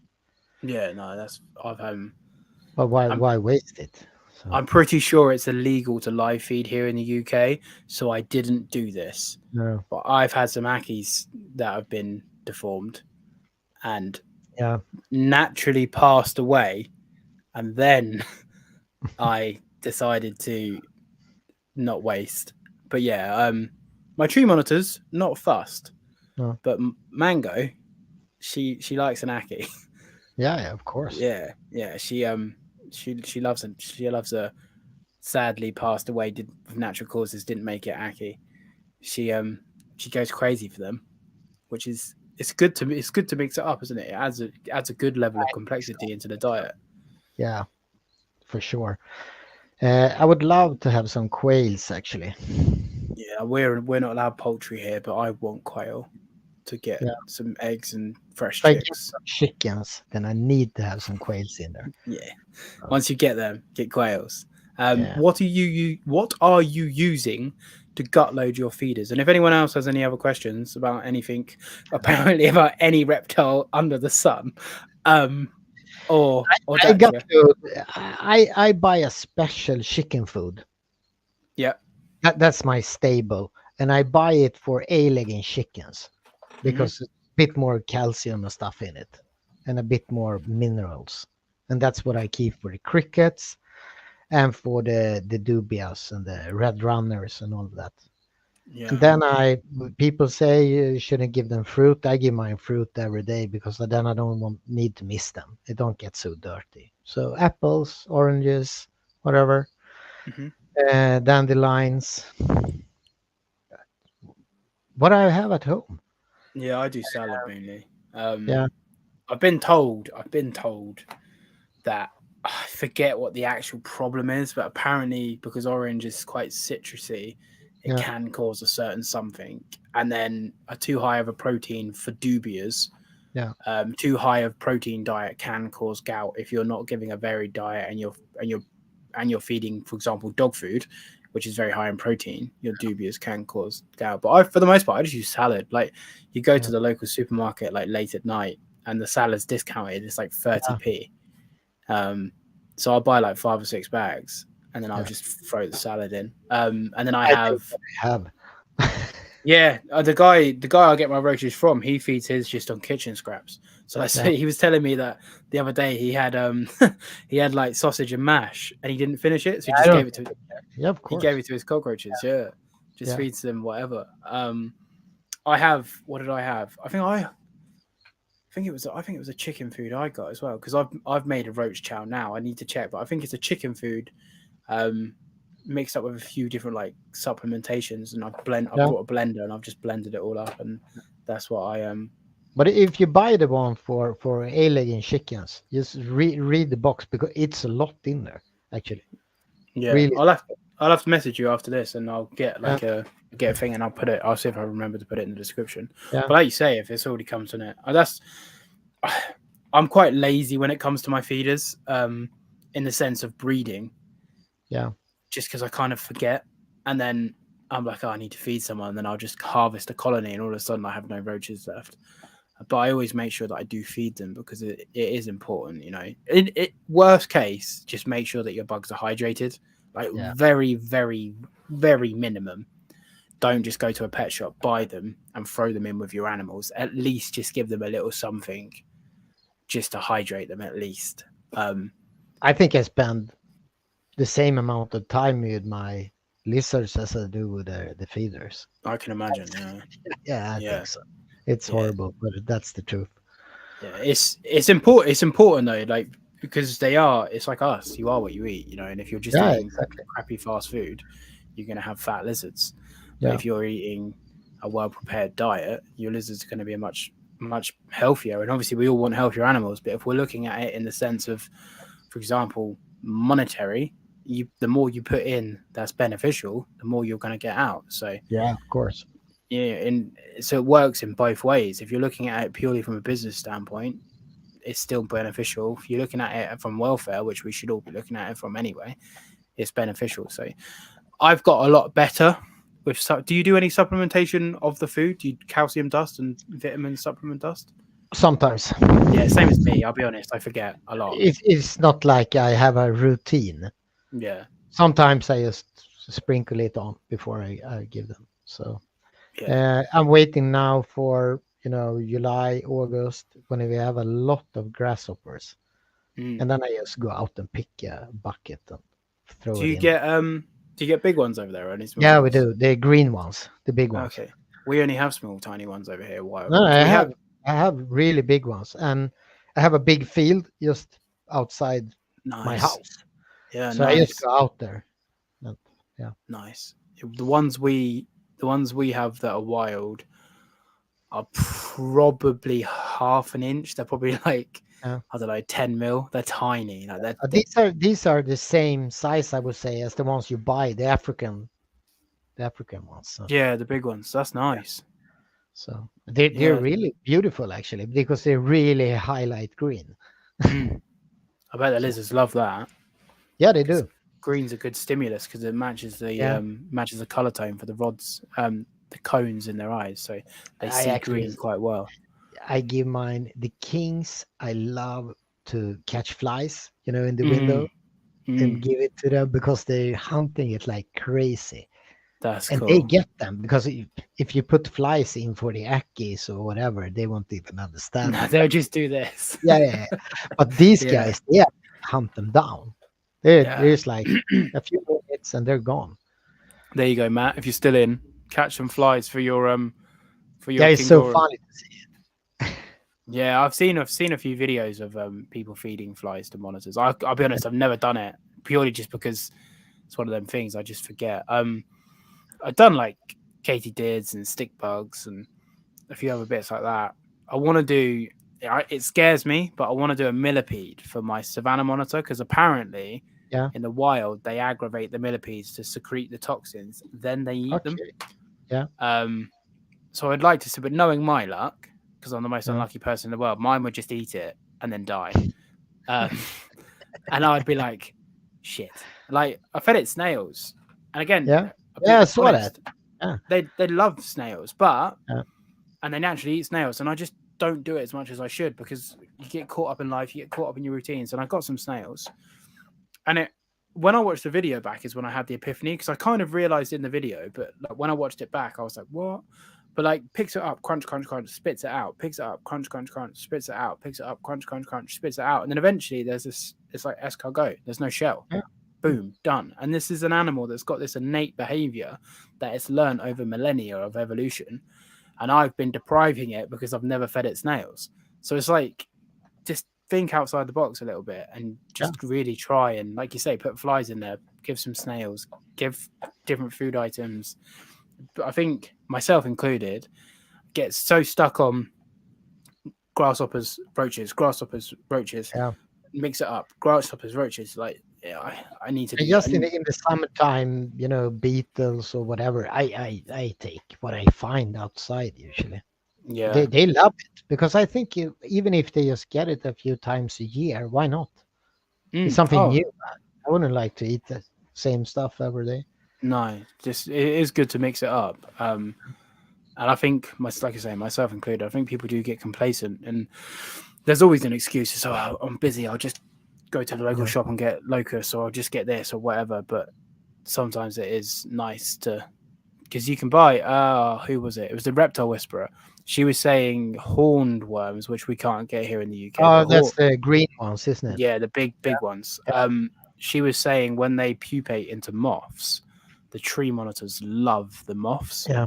And she was like, "You should try and feed them those." I was like, "Well, I can't because I can't get hornworms." But But don't then you have like macaws, Macau. butterflies in England? I Oh think yeah. But then I was thinking, because their larva is like this. yeah, and I was Yeah. thinking because we had a passed away butterfly in my conservatory, Yeah. and my savannah monitor found it and ate it, Yeah. and I was like, I could just catch moths and just go out now in the Yeah. summer, Yeah. and put up a big white sheet, put a big light out behind it, Yeah. and light trap some moths, Yeah. and then just feed off moths. And I can go to a place where I know there's not really going to be much harmful stuff. Mm. Keep them for a few days as long as they survive. Feed them off. Done. Yeah. And I was thinking that maybe I could hornworms get huge. Yeah, we're not allowed hornworms. Hornworms apparently can be invasive in Okay. in the UK apparently. So we're not allowed them. But we get silkworms, but apparently they only eat maple and they're really hard to keep alive because if they get over a certain temperature they die. So like Yeah. my room, Exactly. they won't survive in my room. They'll literally last about a day. So for me, it's just the effort's not worth it. But if I could just buy them, I'd just buy the moths and then feed the moths. So, um, but yeah, how often roughly are you feeding baby, juvenile, and adults? Sort of like, have you got a schedule, or do you just feed as and when? The babies I feed every day. Yeah. Juveniles, when they get up to a year, I think I stop feeding every day when they're around a year. Hmm. I'll say that. It depends on how they've been growing. A few of them, well, if they're smaller, they get more, and if they're bigger, they get less. So, Yeah. my big animals, I feed them 2-3 times a week. Yeah. I'm Yeah. assuming feeding females more when they're breeding. Yeah, exactly. But that's Mm. just a short period, so Yeah, yeah, yeah. that's really This is like a simple. 20-day window. Yeah. Yeah. So no, if I have a lot of food, that I need to get rid of, if I have been out collecting grasshoppers, of course I give it to all of them. So I'm Yeah. not that. I look at the animals. If they look too fat, I put them on a diet. So Yeah. Yeah. My male Aki, he's fat. There's no point in saying he's not. But my Aki's always been fat. I don't know why. I can't yeah. because they're so. My one of my females, she loves bananas. Okay. I don't know why, but if I have one, she go nuts. So Okay. it's a bit. She thinks she's an iguana. I don't know why. It's only her. The other ones won't touch it. That's So so it's only strange. one of them. I don't know why. I want to Yeah. feed try and feed fruit to my mangrove because apparently they'll take fruit in the wild. Yeah. Haven't tried it yet, but I might try her on some like grapes and stuff. I think S- what do you call it? A rambutan. No I think idea. they will eat that one Yeah, because and I guess it will be a lot of trees with that where they live. yeah, I need to. I think there's a video of a olivaceous, a graze monitor. I think it's a papaya, and it Yeah. like climbs up a tree and like almost grabs this papaya and like bites into this papaya, and I'm like, it looks incredible, like proper incredible. But I don't feed my my male Aki was on a strict prawn diet before I got him.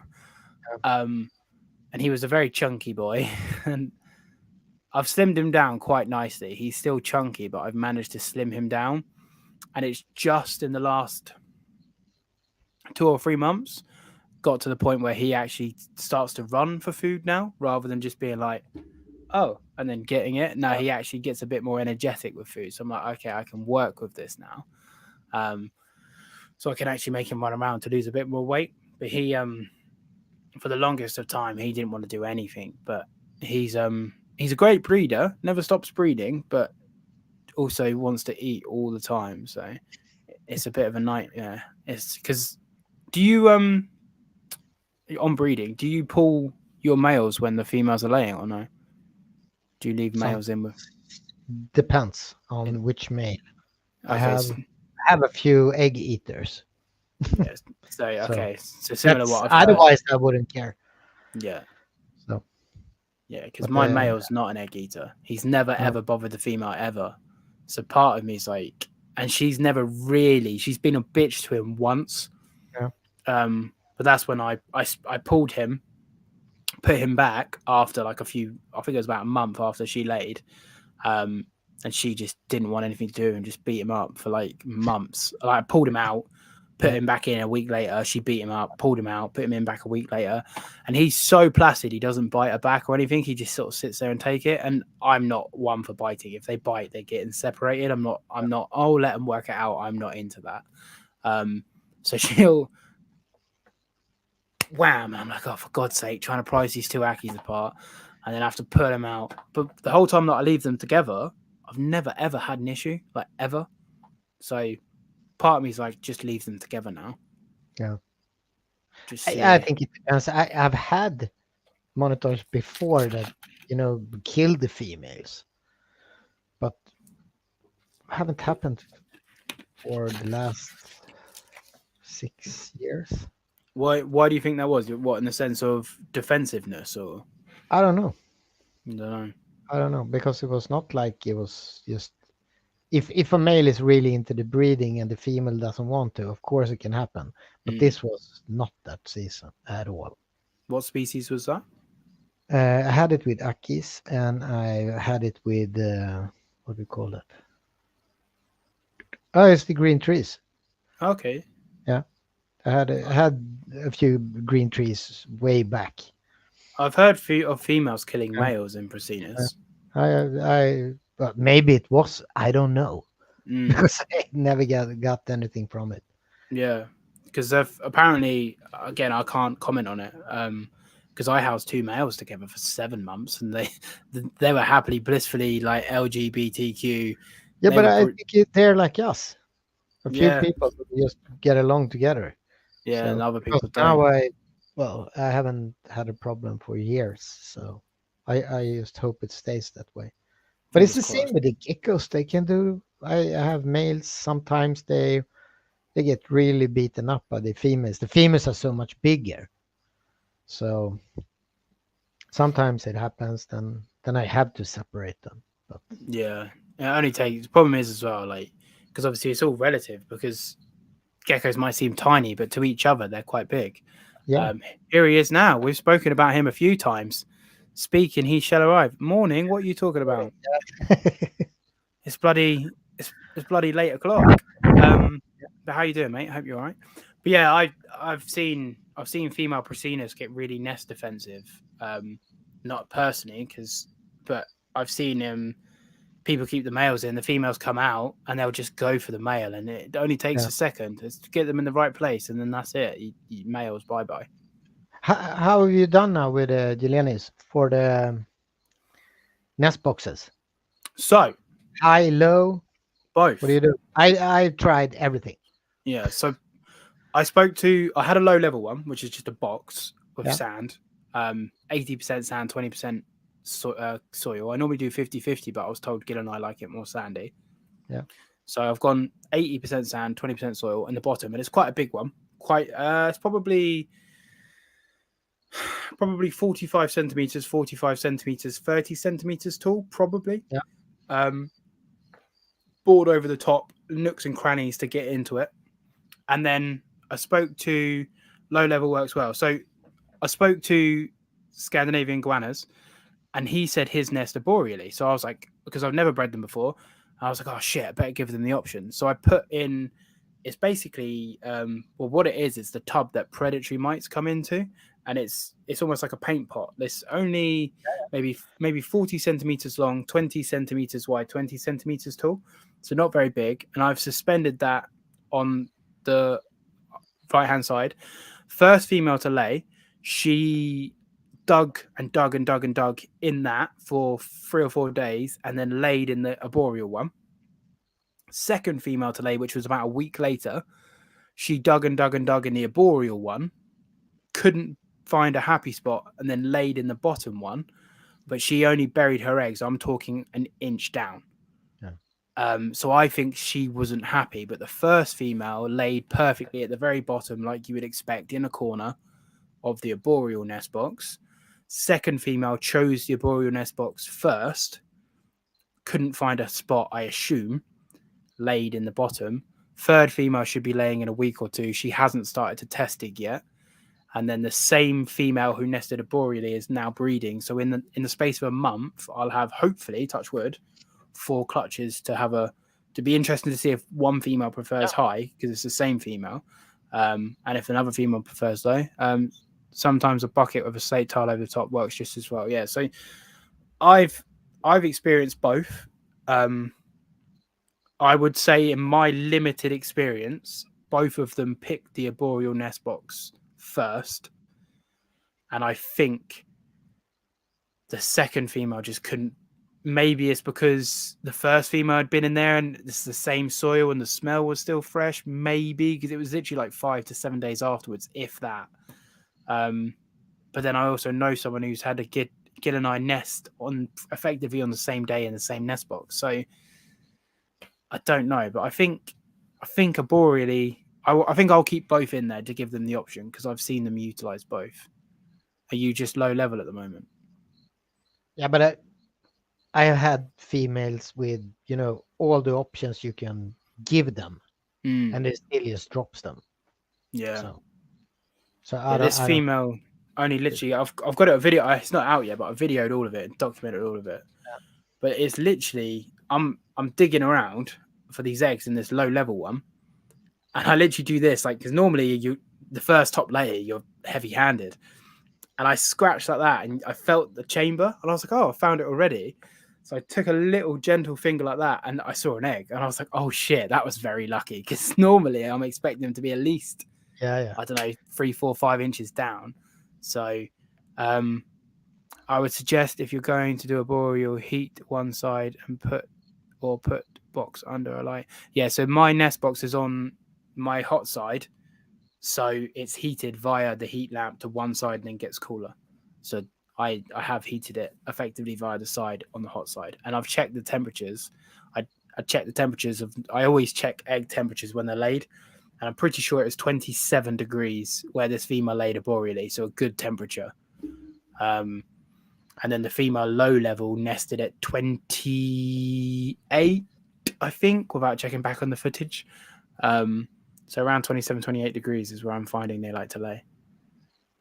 Thereabouts. But I never used to, but I always temperature check now, just so in my head I can sort of get an idea and I'm getting really OCD about notes and stuff at the minute. Like I'm jotting down everything nowadays, whereas before I would just try and remember it. But now I'm like proper like this female on this date did this at that. And I don't know why, but I don't think it's a bad thing. So will you keep the eggs in there, or will you take them out? I've taken them out. They're in the incubator. So I noticed that she laid because she was a bag of bones. Dug them up that day. I've put them in sim containers. Within a week of both clutches, literally within the week of both clutches, one egg started to mold. So 6 eggs and 6 eggs in both clutches. One egg started to mold. It's really strange as well because one clutch was how do I explain this? It was like squidgy, and the other clutch was leathery and solid. Yeah. And I was thinking, oh shit, the first clutch must be infertile because it's squidgy, and the second clutch is how I'd expect them to be a bit more solid and a bit more leathery. But if you were saying, I think we said this off air, that the eggs swell up a bit, maybe I got to the first clutch sooner than I did to the second clutch. But yeah, anyway, one egg from each clutch went moldy and has now since dried up, died. Well, it never was fertile, but yeah. And I've candled all other 10 eggs, and all other 10 eggs have veins, and they're in sim containers being incubated about 28 degrees. So hopefully in about 100 days, I should have some babies. Yeah. Hopefully. I always, with all species I carry now, I always drop them at 30 degrees. Whatever it is. I don't care. When I go a little bit hotter, I have less problems. That's what I. Yeah, my Ackies I do. So my incubator's set to 29.5. Yeah. And my top shelf is 30. My second shelf is about 29. Yeah. My third shelf is about 28. And my bottom shelf's like 27. And it's kind of, for me, that works because I want my mangrove eggs to be lower so I don't have to play around. But my Ackies I put on the top shelf, which is about 30. Yeah. And then because I have Ackie eggs right now, the top shelf's sort of taken. I don't think it matters, actually. It just takes a few extra days. So yeah. I've heard, and again, I'm not a breeder and I haven't bred for a long period. You know, I've only ever bred Ackies. Gill and I now will be my second. I've heard for Indonesian types, not talking about extremes, like if we're talking incubating at 32 degrees in comparison to 28 degrees, obviously they're extremes, but I've heard for Indicus types, longer and slower is better. I've heard with odatria that they will hatch in 70 days. They're small, but they're still bomb-proof. So I think for me, I'm right around that. For Americans, I think it's about 86, right around that 29, 30 degrees for odatria. I've seen to have no detriment, and Ackies will hatch anywhere between 105 and 125 days. I've found. But And it all depends. when I haven't taken out the eggs, well, it works, and I'm not too sure that that is that constant, degrees in those enclosures, and they still hatch. So they Yeah. can't be. I think they're quite hardy. Yeah. I was gonna say, how do you incubate in an incubator? Do you sit in perlite? Do you sit or vermiculite, or do you suspend, or It do you saran wrap? depends. It depends on how bad I want the clutch to hatch. Sometimes I don't care. I Yeah. just put them on plastic. Sometimes I have sand or mer- Yeah. vermiculite or vermiculite. Yeah. Uh, it depends on what I have. Okay. Sometimes, the first times I was really picky, really, really. I know that feeling. You We did you check tree check check pythons. the I eggs was every like, day. yeah, I know my Yeah. wife back then. She said I checked more on the tree pythons and then I checked on her when we got our kids. So, Yeah. I know that so feeling. but now I I haven't seen a difference. It's not like if I use vermiculite versus sand versus something else. No, I haven't. Yeah. The humidity, that's where I focus. I want my 80%. So Okay. My incubator sits at 82%. The yeah. incubator itself. But if it's there, then I'm happy. And So what PC doesn't really matter. with with the eggs, then do you just set them up, not touch them until they hatch? Do you air them out every 2 weeks? Do you? Because I remember when I was just starting to breed Ackies, because I bred Chihuahuas a couple of years ago. Well, a fair few years ago, once, and then I had a random gecko give me a random baby. Um, and then I breed Ackies now. So I've barely bred anything. And I remember like Googling how to incubate an Ackie eggs, and there's a million and one different things. And I can. obviously now I've found what works for me. Yeah. Um, but do you just leave them? Do you aerate? Do you hydrate, or does it depend? My big, what do you call it? Incubator. Yeah. Yeah. My big incubator just screwed up my last season because it it just broke down. Okay. What, cooked them And or got too cold? no, it broke down totally. It Okay. it burned. Oh god, the nightmare. Yeah, yeah. So I'm glad the house is still here. Yes, very much. I had a And, friend lost a whole collection to a fire from an yeah. incubator. So after that, I haven't bought a new one. So No. now I've hatched a few in the terrariums. Yeah, that's quite cool to be fair. I just keep it. And then I hatched some others on a heat mat. Hmm. So Well, I just don't know. in a pot or heat mat Yeah, underneath it, sort yeah, of thing. yeah. Yeah, yeah. I worked fine. It's like I don't know how Do you know? I Do you know think what's we funny is that complicate people sometimes. people do, like I was going to say, people. I remember when I started breeding Ackies like two and a bit years Yeah, ago, and I remember like if you would have told me that like 2.5 years ago, and yeah, how stressed I was about these eggs for the very yeah, first time, I'd yeah. have been But like, "You're I was the same. yeah, no, I So know this is what I find it's a nice theme of this podcast because it's yeah, like sometimes it's just easier to be simple because when you start to complicate, because I think there's been that bit of a theme when you start to worry, when you start to stress, when you start to complicate, when you start to question yourself, you're more than likely things are going to go wrong. But when you just have intuition and just let animals do what animals do, you tend to have a bit better, more success. but was of course some. If I would have done this if this was my living, Yeah. I need to hatch these eggs because that's my salary. Then it Mm. would have been a completely different ball game for me. Yeah. I do this because I think it's fun. If I get Mm. hatchlings, of course it's fun, but it doesn't really matter. Yeah. I think that's the If I best way to can be get though, because one clutch a year from the stuff I want to breed, then I'm happy. And like the Gillen eyes, I only breed them once every second year. I don't breed them every year. If I No. if I have the room to separate them, otherwise they breed. Yeah. So Do you find they won't breed then if there's no male in there? Well, let me rephrase that because clearly they won't breed.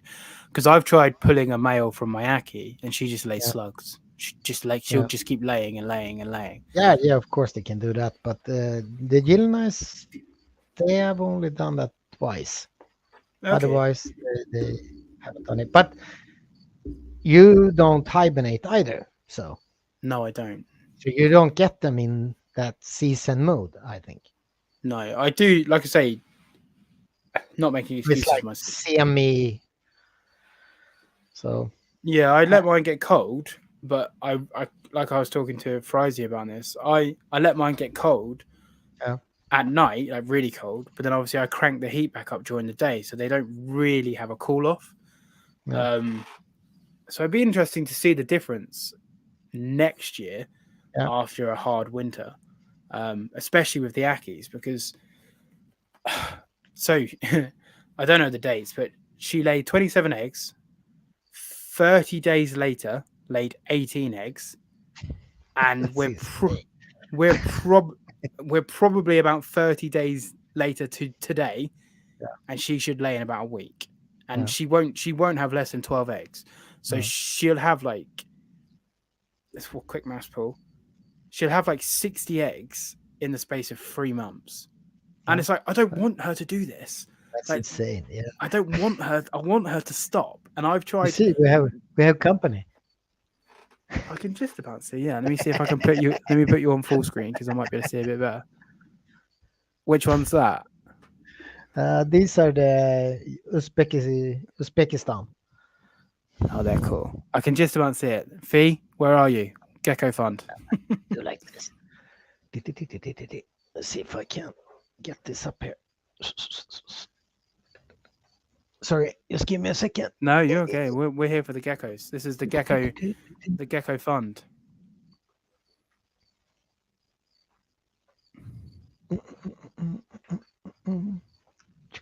There you go. She's here for it. The gecko. I just need to sort out these damn cables. They're never long enough. There he is, or she. I think that's male, actually.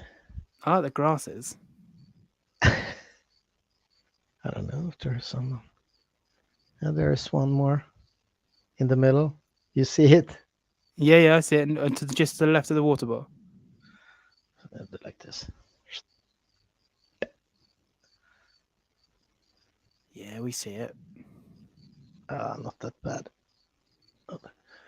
And no climbers up there. Usually my Milais, they always stay on top. They're climbing like Spider-Man. So they always sit on top of the enclosures in the nighttime. I don't know why. I think Always upside down. They're just hanging there. I think we will be getting geckos. There's a reptile show here in the UK in September, and I'll be going in September. It's also Fee's birthday around September. So I got her a tortoise for Valentine's Day. I think we'll get her a gecko for her birthday. So there we go. It's gecko fund. If We just if need you get what do you want? Like ground dwelling or boreal? the thing is with Fee, right? She's how do I say this lovingly? She's quite simple in what she likes. So there's no rhyme or reason why she likes it. She just likes it. Yeah. So we have to find one that she likes. Yeah. But she quite likes cresties. Obviously, I can't have a crestie. My room's too hot. And she likes leopard geckos. So she doesn't have a preference. So I don't know if she's being sarcastic with me or not, but you are quite simple, yes. I love you though, like deeply and greatly, but you don't really have a rhyme or reason for liking stuff. She just likes it because she likes it. Chihuahua Lychee Tokay. Maybe a Tokay. But yeah, she does like the Tokays actually. I used to have Tokays. She likes Tokays. But I want either Nephorus, am I saying that correctly? Nephorus or Strophoros. They're what I like. So I probably will get a couple of pairs of Strophoros, maybe even a pair of Nephorus at some point. That's my plan.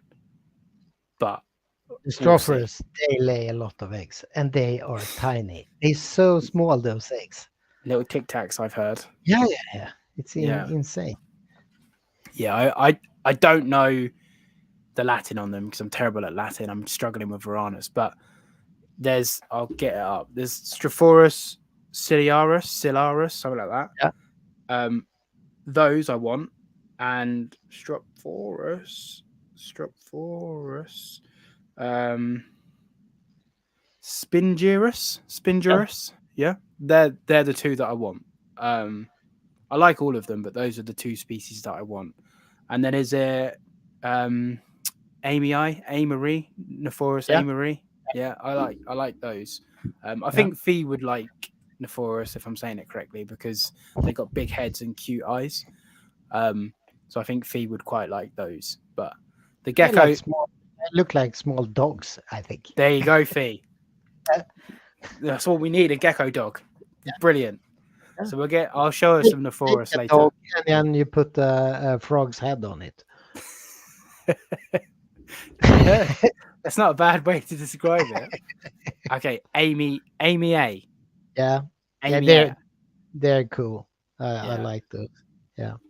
Yeah, so I I tried it a long time ago, and I ended up with 5 males. 5 males. Good Yeah. good luck. I bet you had loads of eggs from that group. Yeah. I bought it from 5 different places, and well, that's what I did. Yeah, that's bad luck. Yeah, so that's what I like. I like the Amy A. Yeah. And then the Spingerus, whatever you want to call it, and Ciliaris. Ciliaris are cool because they're orangey, and Fee likes Yeah. orange. So, and I like that I can keep them in a big exoterra, but that's also still small, and it's a small little slice of nature, even though it's massive for them. Is what I like because I like to give my animals a lot of space. So you could do like a 45, 60 for 2 Strophoros, and it's massive. So that's what I quite like about it. Hey, baby. There you go, Fee. The dog I think that's what Fee wants, a dog. Fee, she's pestering me for either an engagement ring or a dog, one of the two. So, but yeah, so the gecko fund is alive and well. Maybe September. I want tokays. I have had tokays before. I really enjoy tokays. Nice. Yeah, nice. I might. Yeah, a wolf dog would be better, but we haven't got the time for a wolf dog. Maybe tokays again when my tree monitors are upgraded and Cada's enclosure's empty. Maybe I'll get some tokays because tokays would take my room easy. I just turn the halogen off in the summer and then just leave them on the ambience with UVB. Tokays would be fine.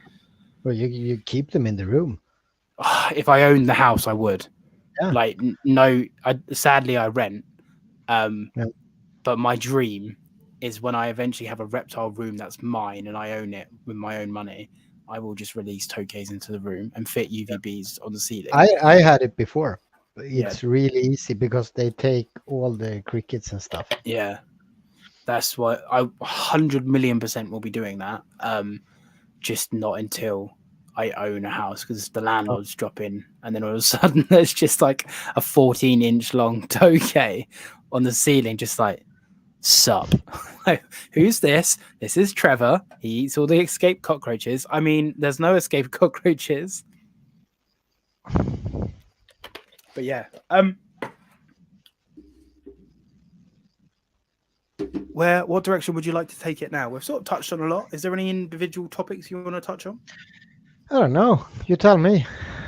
I tell you, it's my job. I'm the podcast host. Jesus Christ. Just trying to think. Because when I do these podcasts, I like. Yeah, Trevor. We're going to call the tokay Trevor the tokay. It goes. When I do these podcasts, I like that I don't script them. Because I just like that it goes everywhere. I like that about my podcast. But then I do try and think to myself, like at this sort of time where I've sort of asked what I want to ask, I do think to myself, what can I ask now to give the audience like value? You know, and like obviously the podcast will give them value, but a lot of it's from me. And then hopefully other people take value out of it too. But I'm trying to think like what what questions would that I haven't already asked would give the audience like more value. So I think because we've sort of touched on it, but not really. How do you think you end up where you are when you have such a big collection? Freezy's come in with a question, so we'll go to that first. If you could work with any monitor, what would it be? Spencer. Spence, are you seeing sim containers just hatch some? So I So think, yeah, yeah, yeah. that or Chryseus. You need to get in touch with um Kenneth Yeah. because yeah, he's got them. Hopefully, eggs next year. Hook you So, up. but it's Great. the, it's always the space. I like the smaller ones because it's easier to keep them, and I can, it's just easier to keep bigger groups. If I go for the big ones, then I can only keep like 3 or 4, and then I'm done. Yeah, I'm having this issue at the moment with the mangroves because I have 6 mangroves, and Yeah, obviously that's a lot of space. But like I could have like 100 Strophoros in the same space yeah, as exactly. 6. Yeah, Yeah, so it's hard, isn't it? It's hard to know what space you want to allocate to what but species. I think it's good because otherwise it will end up with, just too much work. Yeah, it's a never-ending train. Yeah. Yeah. So, but I'm pretty pleased with where I am right now. So I think it's easy, and that's I want to keep it easy. I can't go and go into tropicals and all of that in now. It just won't work. No, It's too difficult of it. that's a good one actually because that's in my mind at the moment. Because obviously your room is designed so everything in your room can thrive in your room. Yeah, Um, which makes it easy to take of care of. course, So how important do you think that is? Because obviously, so many people have a lychee, a cresty, an aki, a bearded dragon, a yeah, Euromastic, a turtle, a snake, and they're all from completely different places and require completely different care. yeah, So, I've done it before, but then I had bigger room. If you have a really big room, I don't see a problem in it. But mine is tiny, mm, so I can't do it here. It's just the space is not big enough to get the humidity right. how How many many hours hours a a week? week do you spend maintaining your collection? I You spend say about 2 hours a day. I don't do that. Maybe half an hour, Yeah, I do about two half an hours a hour a day. day, and then half an hour on the damn insects. Yeah, bloody things. Yeah. Yeah, Oh, I do about 2 hours a day. Admittedly, probably about an hour of that is procrastinating and taking pictures and videos. yeah. Um, but I spend about at least 2 hours a day.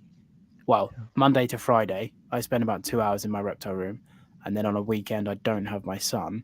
I'll spend all weekend in my reptile room just Yeah, pootling but and of tinkering. course, there are Yeah. days when I just but since I sit here and do all my work here, Mm. I'm here every day. So if okay, I need to change water, I do it while I'm working. So probably I'm just lying to you. Maybe I spend some days 1.5 hours, some days half an hour, because I'm always here. Yeah, yeah. That's a good point actually, because I'm not, and you're always in my reptile room. Yeah, how how much more do you think you physically? Obviously, it's hard to quantify, but have you ever been in a position where you haven't been in your reptile room all day? yeah, Like, yeah. Of course. yeah. Yeah, So, what's the difference there? Like, how much more behaviors? Because of course, it's going to be a lot, but in the sense of like breeding and animal behaviors and care, how much more beneficial is it to a have a smaller collection that you can observe, and two being around for that collection? yeah, but it's just that's the main thing because I can look at the female and when I see her for 3 or 4 days, I know it's time to put the male in Mm, because I'm always here. And also, if I have animals, I haven't put them together. it's not an issue. I can do it whenever I want to because I will still be here. If something Yeah. happens, I'm here. You can pull or put them in or do as you need Exactly. to. Yeah. Yeah. So of course it's easy. Yeah. I can. Something Yeah. I'm very jealous of because I remember in our old house, I came home one day because I'm out the house 7 a.m. till 6 p.m. Yeah. Um, and my lights are roughly 11 a.m. till 11 p.m. So I can still spend a good few hours Yeah. in the reptile room after I come home. And I came home one day, and my male Aki, was at the top of his enclosure, top 3 foot tall, top back right, hiding behind a cork tube. And I was like, this isn't like him. Like, what's been going on?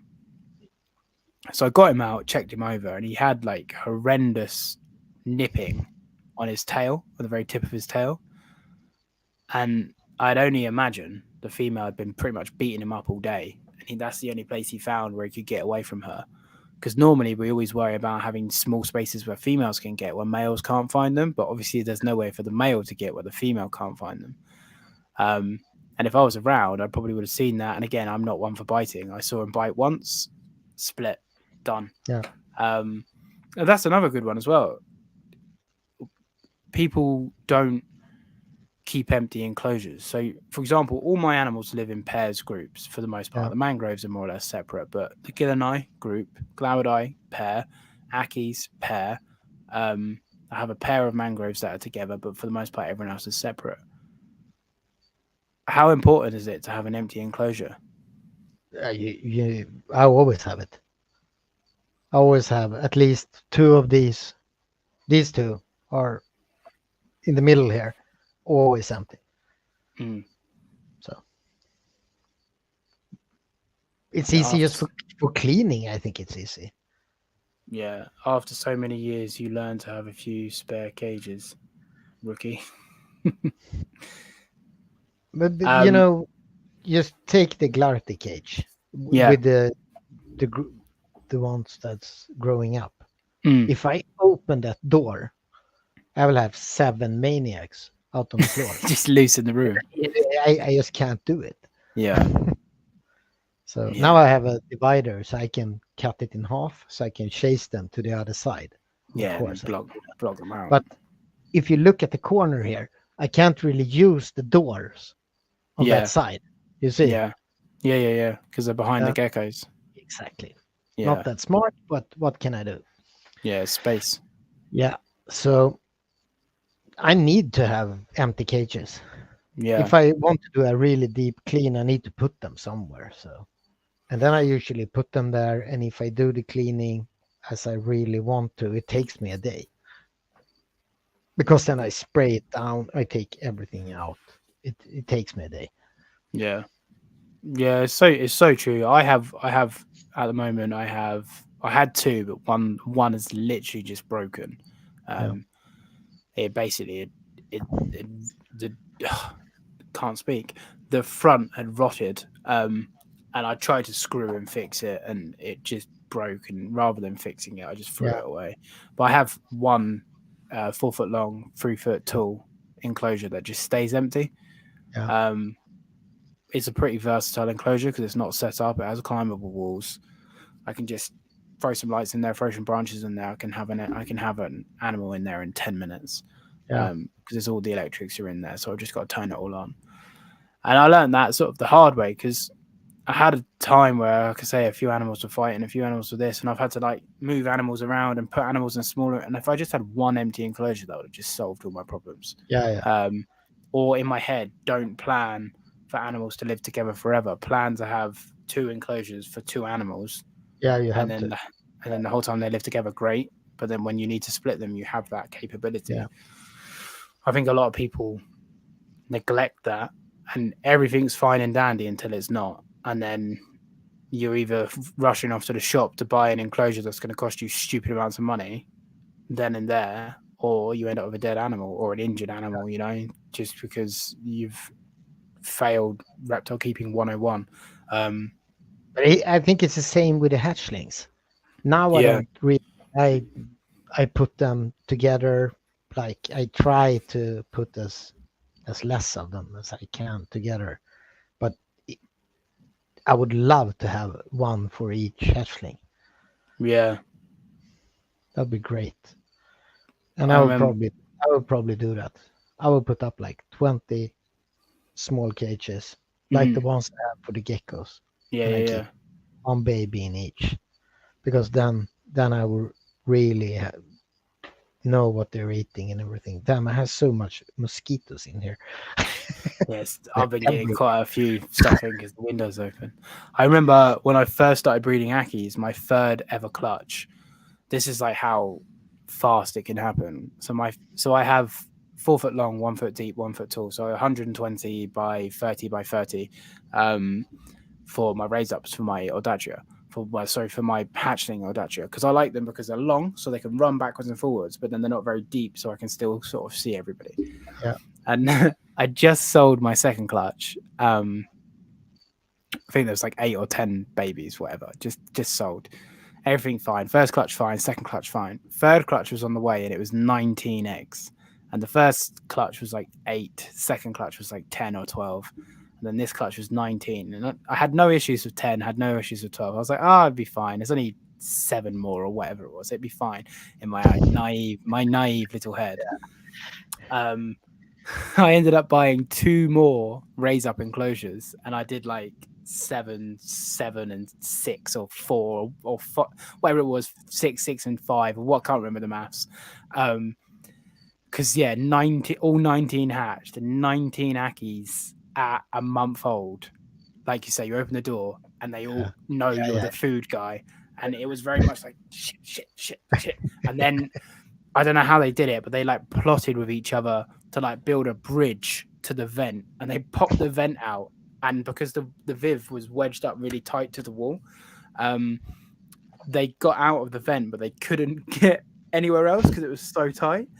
And the Viv was like 4 and a bit foot off the floor, and I saw the vent was out. And as I pulled the Viv, and I'm not exaggerating, like 6 Ackies just fell, and I was like scurrying around trying to catch these Ackies. And I vowed never, ever, ever again. So I have like 3 raise ups now. So I've got a clutch of 20 due in like 2 months. And again, if they all hatch, they will go in 3 separate enclosures, just because it's like, no. And then I have Gil and I not long after them. So I need to buy some more hatchling enclosures. And it's just like, people are like, oh yeah, babies, it's great. And it's really not. It's a lot of work, a lot of If it hassle. if it's I don't even want to think about having too many clutches in the same, in the same period. It's horrible.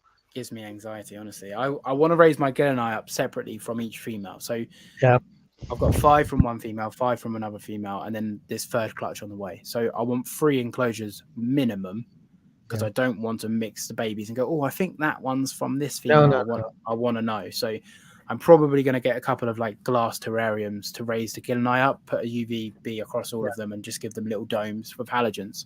yeah, It's probably what I'm going to do for the Gil and I. And sit them on top of my 4x1x1s. But then the first female laid a clutch at 21 days ago. So if she lays again in like 20 days, that clutch will only be 40 days behind the first clutch. And I don't sell. So that's 7, 14, 21, 28, 35. So 6 weeks.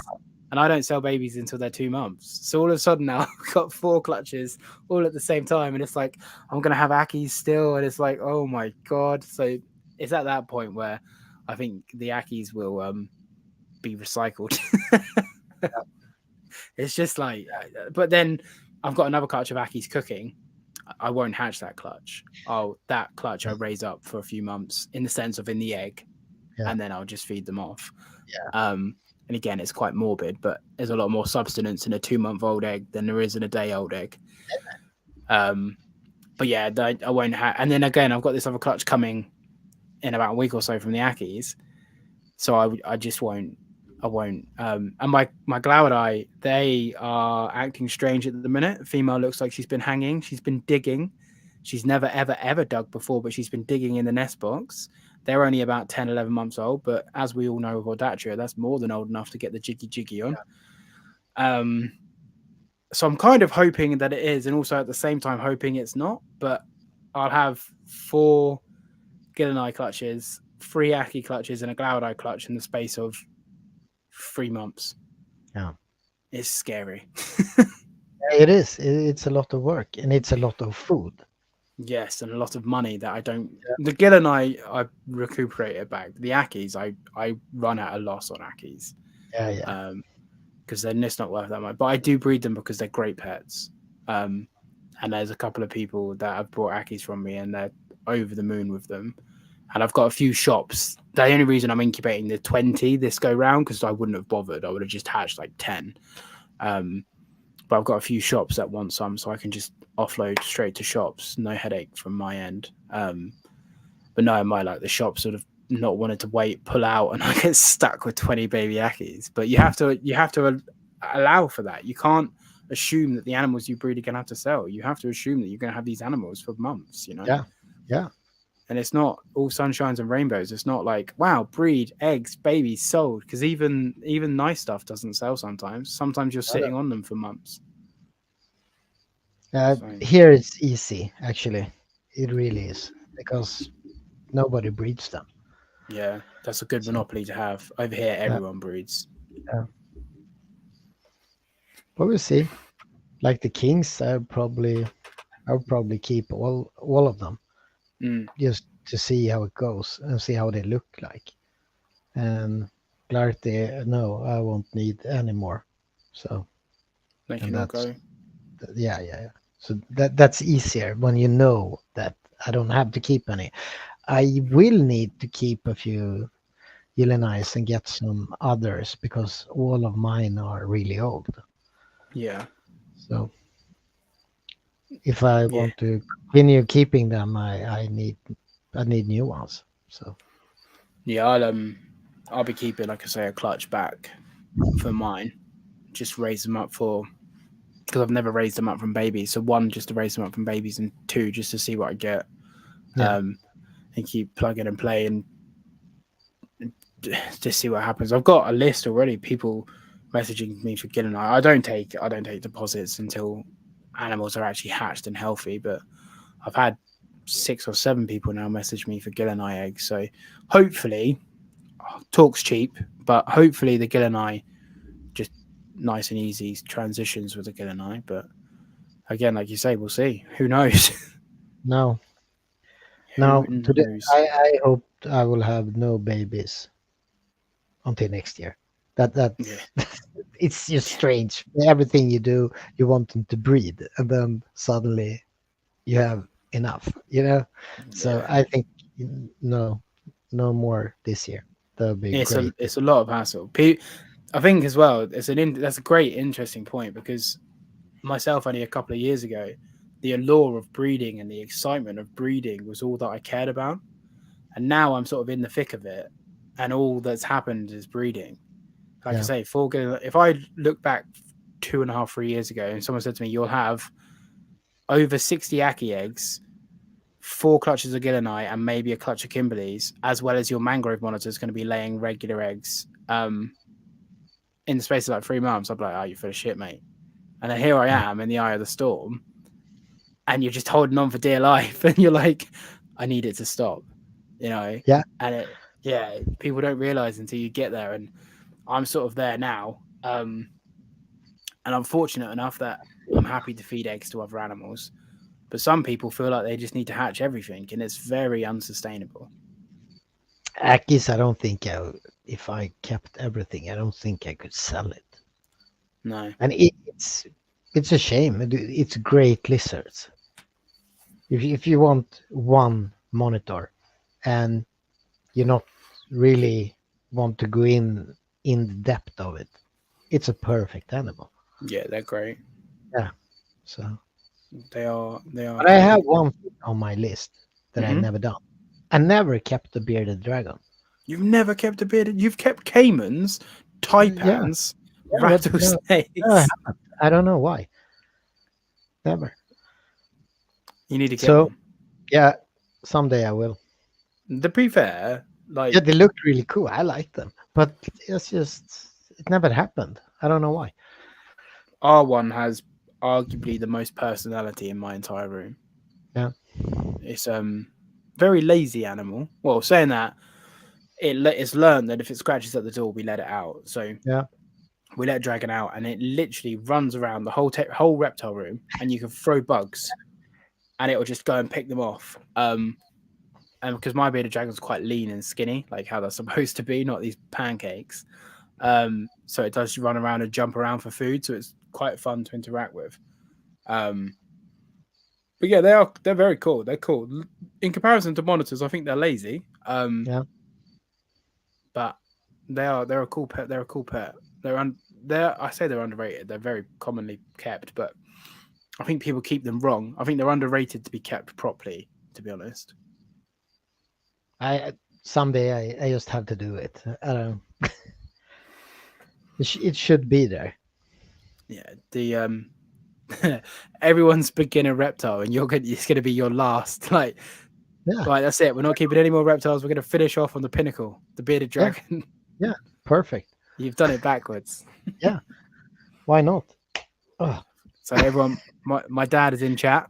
Hello, Doug. I mean, Dad. Can't call you Doug. That's rude. Question from Mr. Frizzles. Do your family, wife, kids, spouse, parents, cousins, uncles, do they get involved? Is it just you soloing? I now it's strange because when my kids got a bit older, I still kept a lot of rattlesnakes. I really didn't want them to help me. So Yeah. that was a problem. Yeah. Now they're adult. They don't care.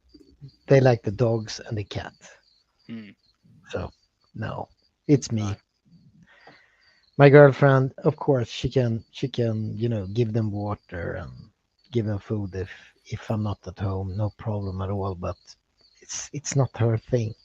This is just my craziness, and I think I will be stuck with it by myself. Actually, Yeah. Similar here. Fee likes dragon. And she's got a tortoise and guinea pigs. But for the most part, the lizards are my thing. She's happy to help out. But soon we'll have a gecko and we will convert her. My son's only 5, coming 6, but 5. He's into bugs at the minute. He really likes the bugs. Not too fussed with the lizards. I think he'll come around, but I don't want to like force it onto him. I don't want him to be like, "Oh, lizards! Look, lizards!" If he gravitates towards it, he gravitates towards it. If he doesn't, he doesn't. Yeah, Fee loves Bumpy as well. Fee loves the Bosk. yeah, But yeah, if he gravitates towards it, he gravitates towards it. But similar thing, like my Ackies and my Beardy are probably the only animals I have he can actually play with. yeah, That's it. And even then, the Ackies' claws are too sharp for him. Even the Beardies, to be honest, yeah. they're just for a 5-year-old skin. They will make him bleed, and then that'll put him off because. Well, isn't that something in like the time is now? I was very you're more protected today. My Yeah, father left me collecting adders when I was his age. yeah. I No, think something has happened, in time. Maybe it's a good thing. I don't know. But no, I don't think before, you're wrong. I don't. We've got the moth. That moth's just sacrificed itself. I don't know if we can see it, everybody. There's a moth in here now. He doesn't realize the fate he's just brought himself in for. But yeah, I don't have Straforus, but maybe one day he can play with Straforus. Yeah, I mean, I don't think you're wrong. I think we do mollycoddle and protect. Well, at least I do. I'm worried about him scratching himself. The chances are he'll probably be like, "Wow, look, Dad, the lizard made me bleed." Whereas I'm like, "Oh goodness, no, son, that's yeah, I know. terrible." Yeah, so But I think we make the problems yeah, sometimes. I Okay, don't think and you're wrong. That's a fair ma- comment. He So before I started keeping monitors, I was planning on doing like reptile parties. This is before COVID. yeah, So I had social and tame animals like leopard geckos, crested geckos. I had a royal python and bits and bobs like that. And he was younger. He would have been 2, 3 maybe. And he was into it then. He was like, "Oh, I want to hold this, I want to hold that," and he's sort of not really into it as much now. But then But I of course, don't. it depends on what kind of animals you have. Of course. Yeah. I don't. Oh, we nearly had it, guys. I don't try to get him involved though because he doesn't ask, and I feel Mm. like, and again, it's probably me. If I said to him like, "Oh, let's come and feed some lizards, let's clean some lizards," he'd probably get really into it. But because I'm like, because he doesn't say, "Can we play with the lizards?" In Mm. my head, I'm like, he doesn't want to play with the lizards.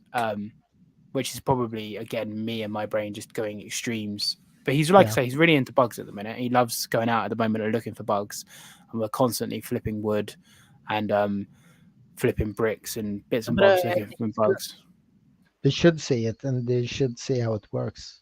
My Yeah. kids, I traveled a lot with them when they were younger. And, you know, if we found a snake in Asia somewhere, even if it was a cobra or whatever, they learned.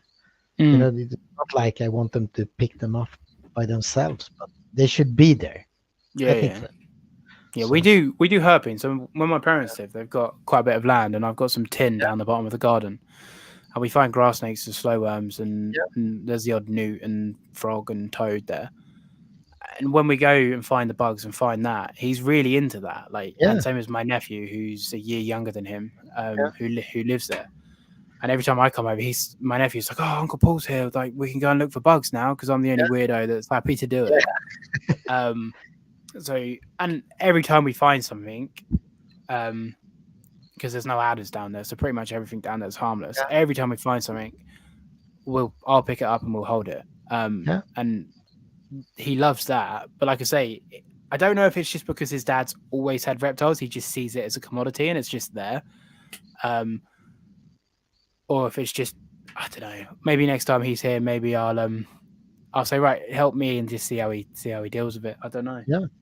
Don't know. I have to wait. And just try. If they don't like it, they don't. So Yeah, it's a fair comment because, like I simple. say, I didn't Yeah. want to force him upon it. No. But at the moment, we'll see. We'll report back next week's podcast. We'll because I haven't got him this weekend, got him next weekend. So yeah, so next week's podcast. For those people that are interested, I will I'll let you know if he likes lizards or not. I'll be like, oh, he's lost a finger. He wanted to play with Mango. He lost a finger.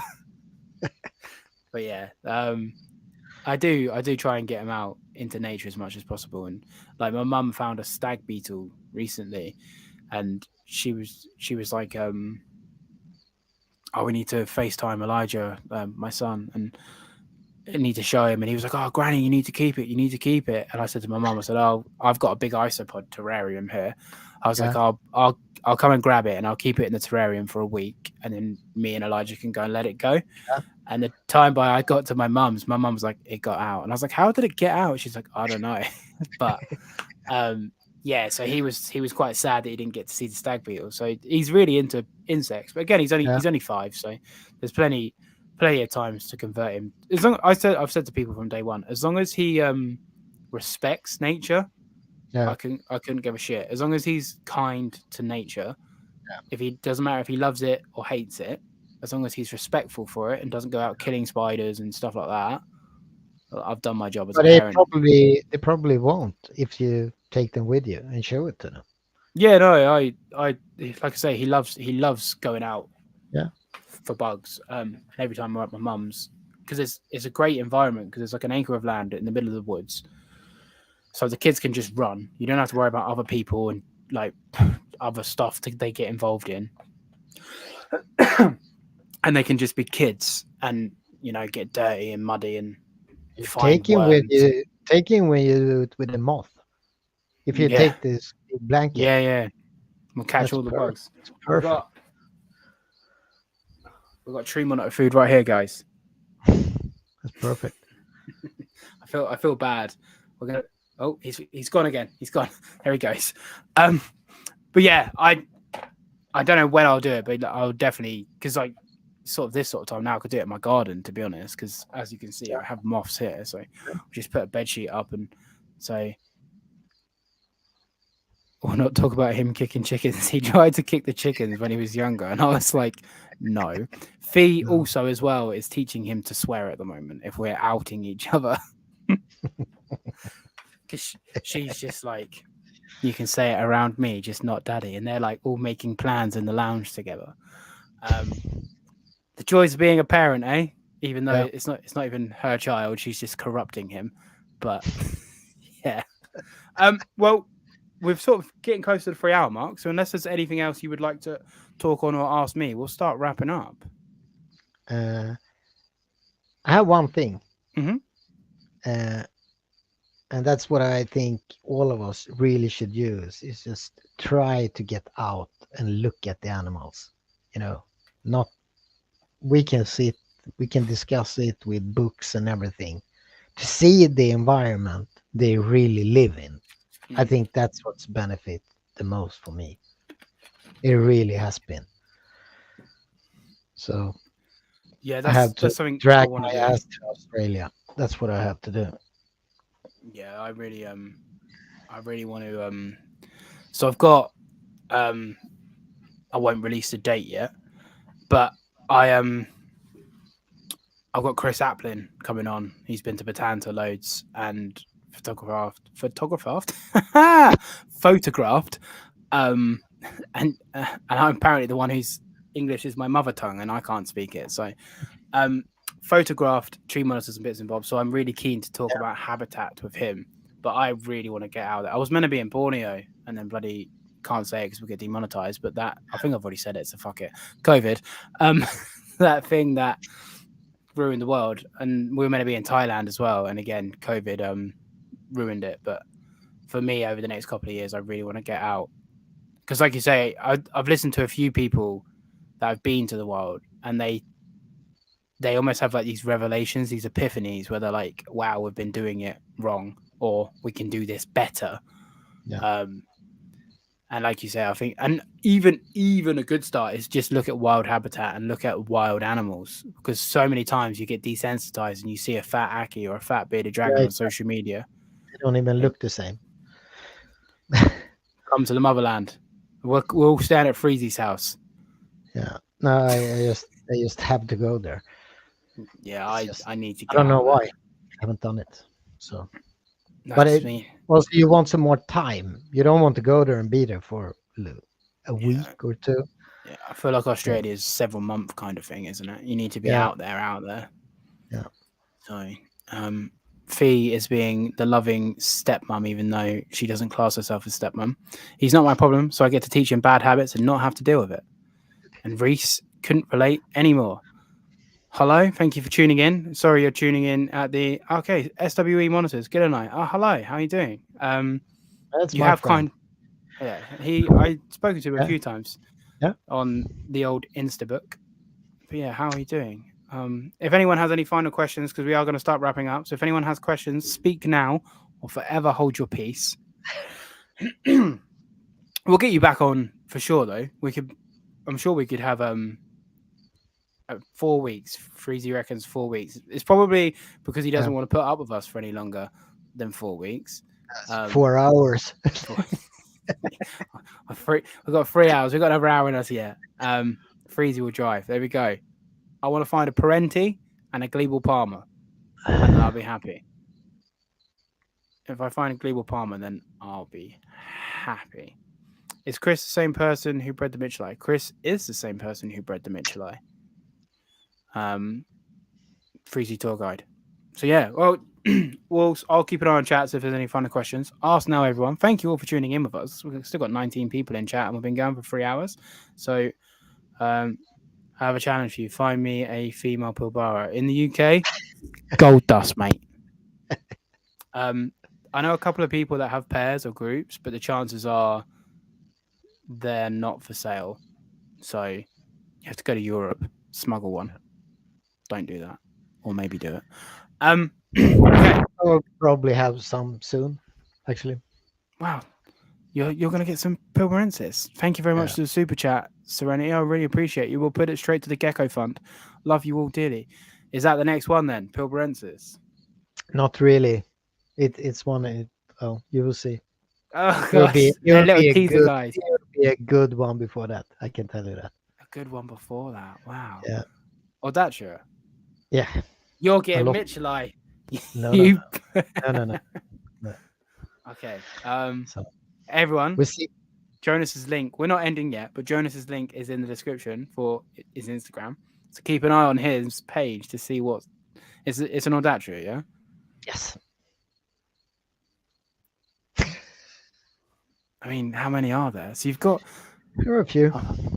yeah, there are. Hmm. Do you like Agurnia species? Yes. Yes. I really do.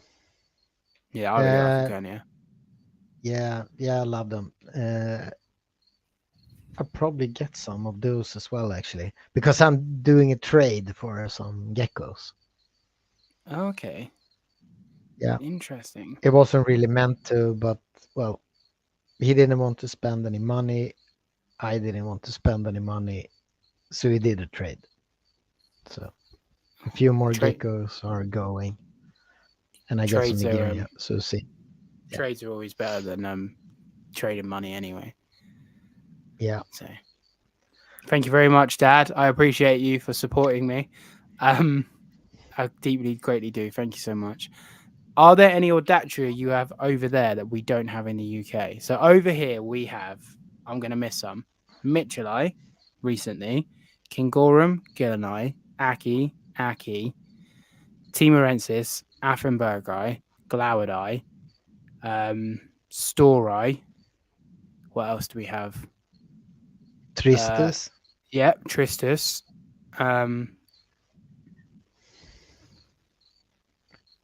How is it with the other one, the Brevicauda? We haven't got Brevicorda, no. No. We haven't got Brevis. Similis? We don't have Similis. But is Really? it Similis? We don't have Similis. There is Germany. I know there is. Yeah, I know people in Europe with Similis, but we don't have Similis here.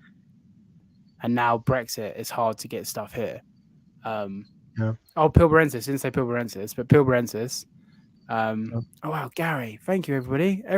Everyone. Oh, that's the one I was thinking of. Primordius. Yeah, that's the ones I was thinking of. Primordius. I had it on the tip of my tongue. We have Primordius. Was there any? You don't have to say which one, but was there any of those? I don't know. Yeah. Dead silence. Yeah, there is. Okay, well, I'll keep an eye on that. I'll keep an eye on that, everybody. I'm excited, man. I'm excited. Okay, anyone, final questions? Drop it in. We're going to stop guessing lizards.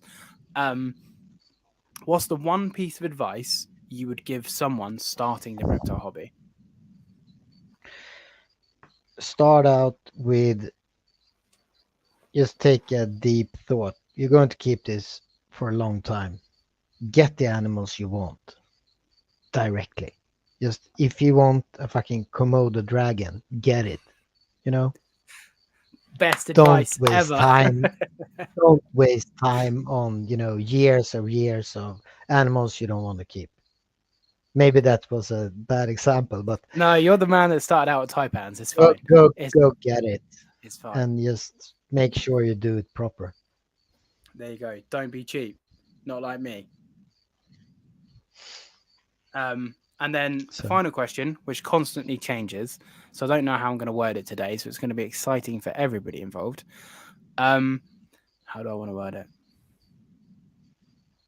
What's one piece of advice you would like to leave to somebody not in the reptile hobby?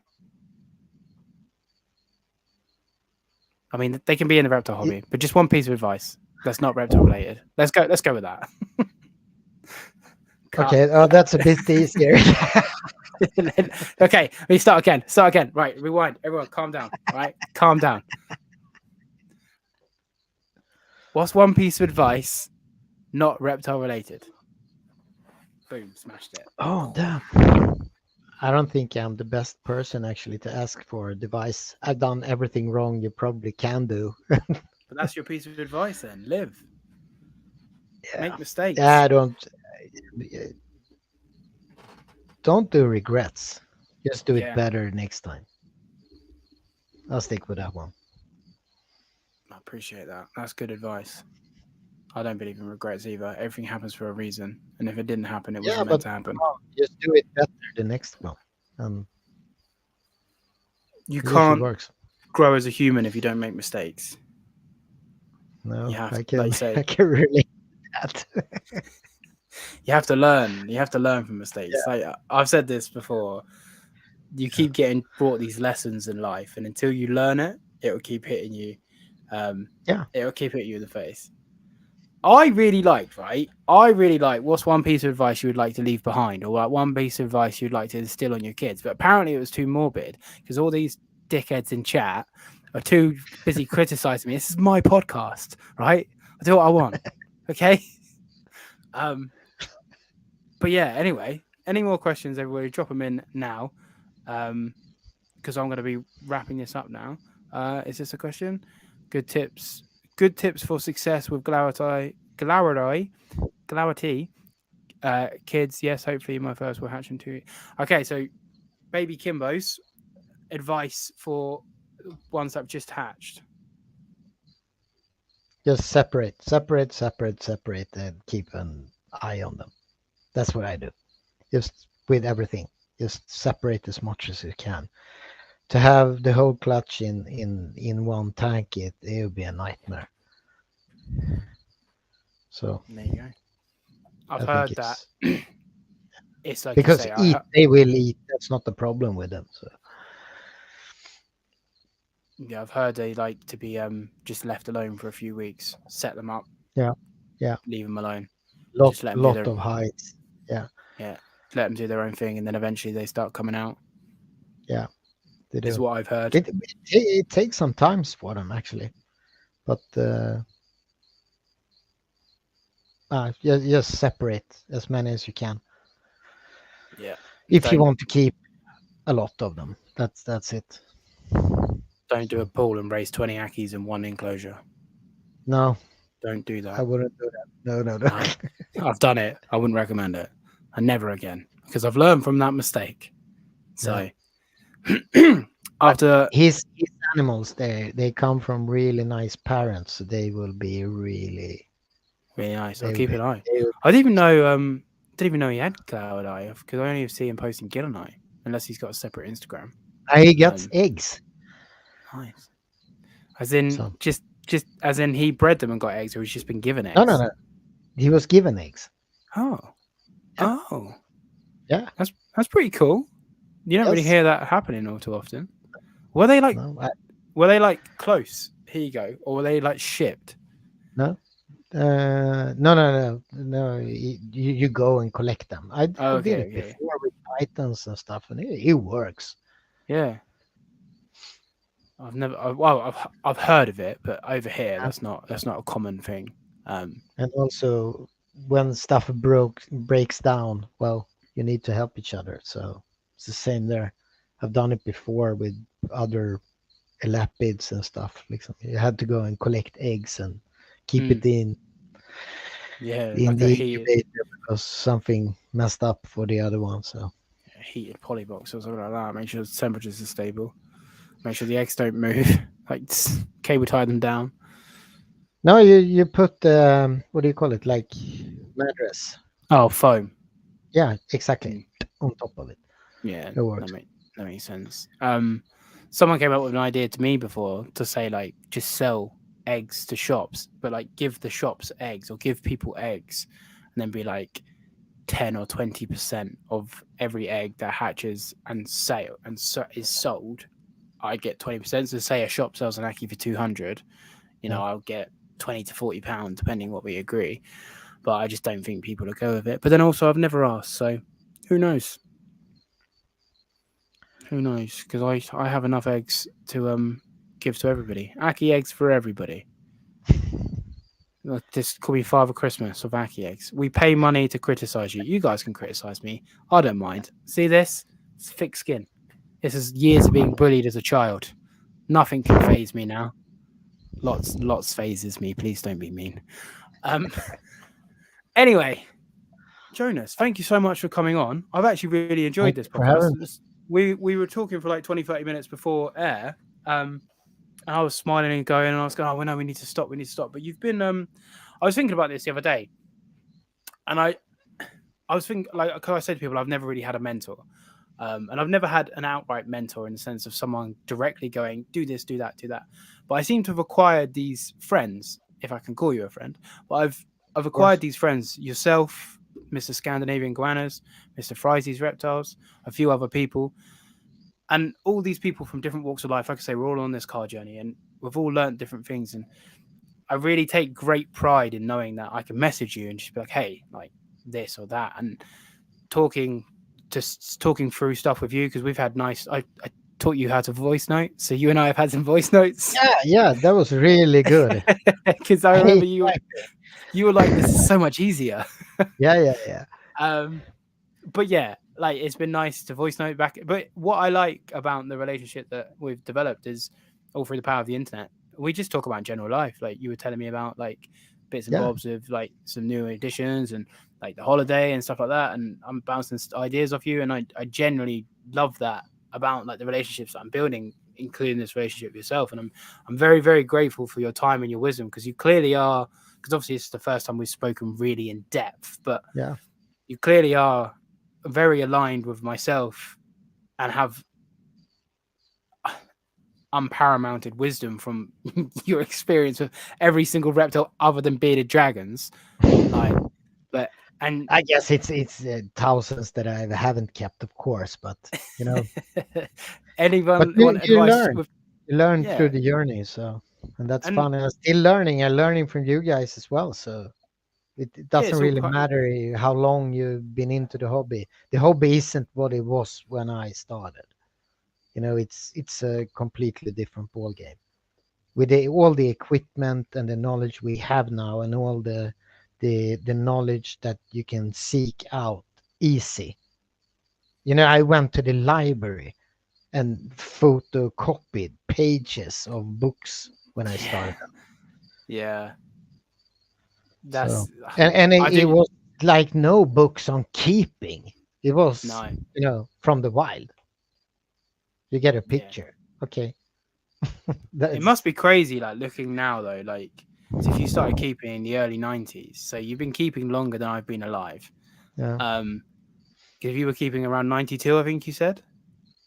Yeah, I think I started around there. So I had chameleons and stuff when I was a kid, but Yeah, because so I'm '94, so yeah, it's kind of crazy.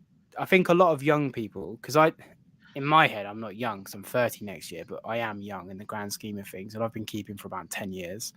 Um, I think a lot of young people do forget how much harder the generation before me, because I'm that middle generation. So the generation before me had it, and I always think about this. This is again weird, but this is my brain, and my brain's weird. I always think about like people that almost like were kids in World War Two, um, and how different they see the world now. But you can apply that to everything, like you say. Like yeah, yeah, when sure.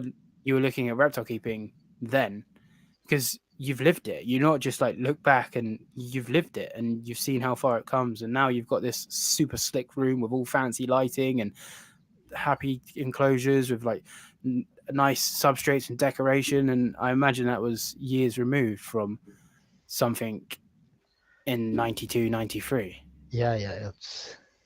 It's not even close. You know. Yeah, it is kind of 94. Yeah, I'm I might look 52. I'm 28, so I'm a young 29 in 2 months. Send me birthday gifts.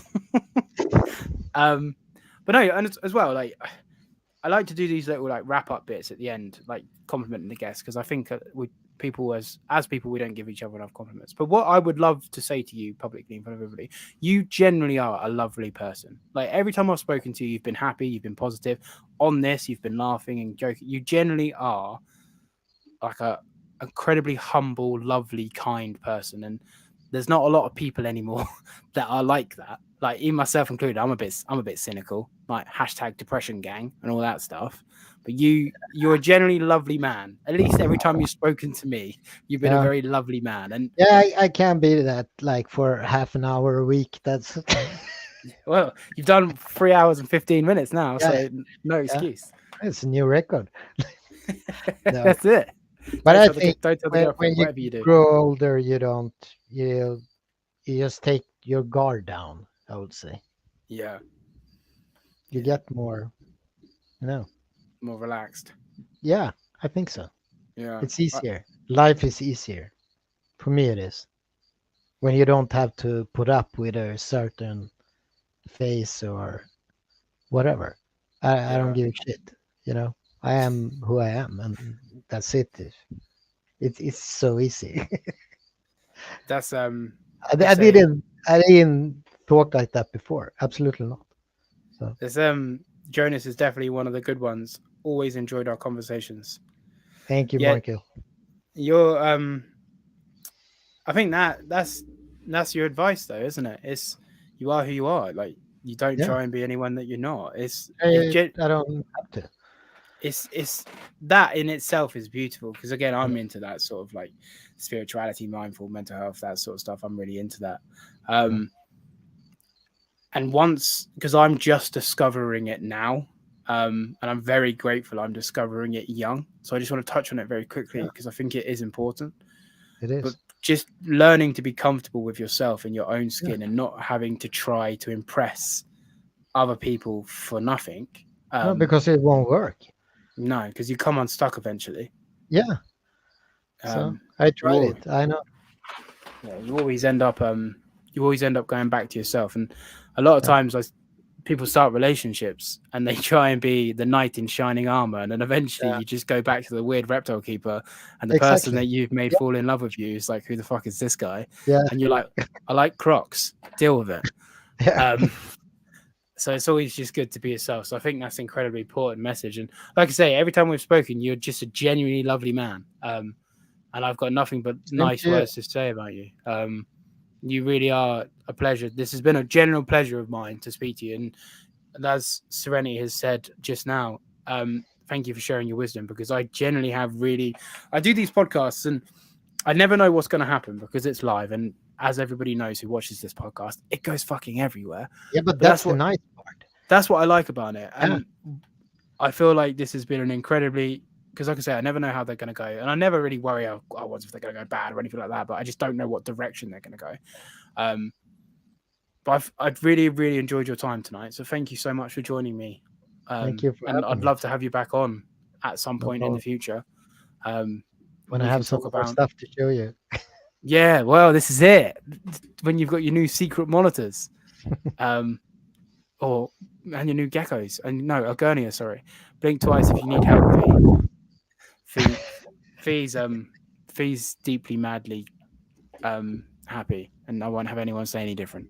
So, but yeah, everyone, thank you so much for tuning in. Please like, comment, subscribe. Jonas's links are in the description. Please check them out. Keep an eye for these new fancy monitors. We'll get him back on. Please consider checking out the Patreon. If you want to support me that little bit more, all the tiers are the same. You get entries to Discord and we hang out there. I probably will do my next live on Sunday. No podcast next Sunday because your boy's too busy, but back from the week after. That's about it, really. So thank you all very much. Anything else you want to say before we end this, Jonas?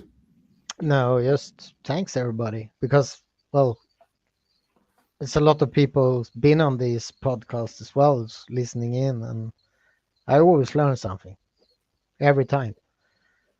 And I just think it's good. It's good that we can have these kind of not when we actually can speak around stuff because that's when you find small stuff that you can steal ideas or whatever, and that's what you need. Me Yeah. too. So otherwise, you just follow as you always have done. You then never evolve. You're keeping. Yeah, no, exactly. Just keep I an open like mind. Oh yeah, I like putting thoughts out there, and Yeah, I like it that they blossom into their own little things for what people think. yeah, I'm not overly worried on. Obviously, I have my opinions. I'm happy for my opinions to be changed. Um, I'm not interested in bashing. I'm just interested in boosting husbandry for yeah, everybody. And in order to do that, we have to bring people. We have to bring people from all walks of life and all walks and level of experience to, like you say, yeah, pick up the fruits of the shaken tree as such. yeah. So, So but yeah, I've learned a great deal from talking to you. yeah, In same to you. You know, private, it's go both ways, and that's the good part. yeah, and I think once you find people that are willing to give you time, and because you've done nothing but given me time, and I try to give everybody time. I'm not saying that you don't, but in the general, I feel like we're people that try to give time, and like you say, it's a two-way street. You can't expect someone to give you the world and then you to never ever ever ever talk to them ever again. You know, so No, it no, no. because people don't forget that sort of stuff, and everyone's busy, and it might take you a couple of days to get back to someone. But always try and be courteous, because that's where this hobby is going to flourish. You know, just Yes, being selfish and holding holding information, you're never really going to go anywhere with that. and it would be quite boring. You sit by yourself. Yeah, like it's not fun to cut cake at the cut cake at the top with no one to share it with. So, So but yeah, Jonas is a nice man. Jonas is a nice man. I don't know what's going on. Um, People are bullying me and my dating skills. So on that, apparently I last 0.001 second. Serenity, don't be generous. I don't last that long. Um, anyway, all right. Anyway, you can all carry on bullying me in the chat. I'm gonna leave now because I don't need this negativity in my life. So, Jonas, thank you very much for joining thank you. me. Um, Everybody like and comment. And stop criticizing my pulling lovemaking skills or whatever's going on in the chat. I'm not even going to read it. It's too late for that shit. Like, comment, subscribe. This has been the Captive Raptors podcast with your boy Paul. There's a flying weird bug in here that I'm going to capture. We are going to end this podcast and we're out. Jonas, thank you very much, my friend. And we will see you all Thank you. next week.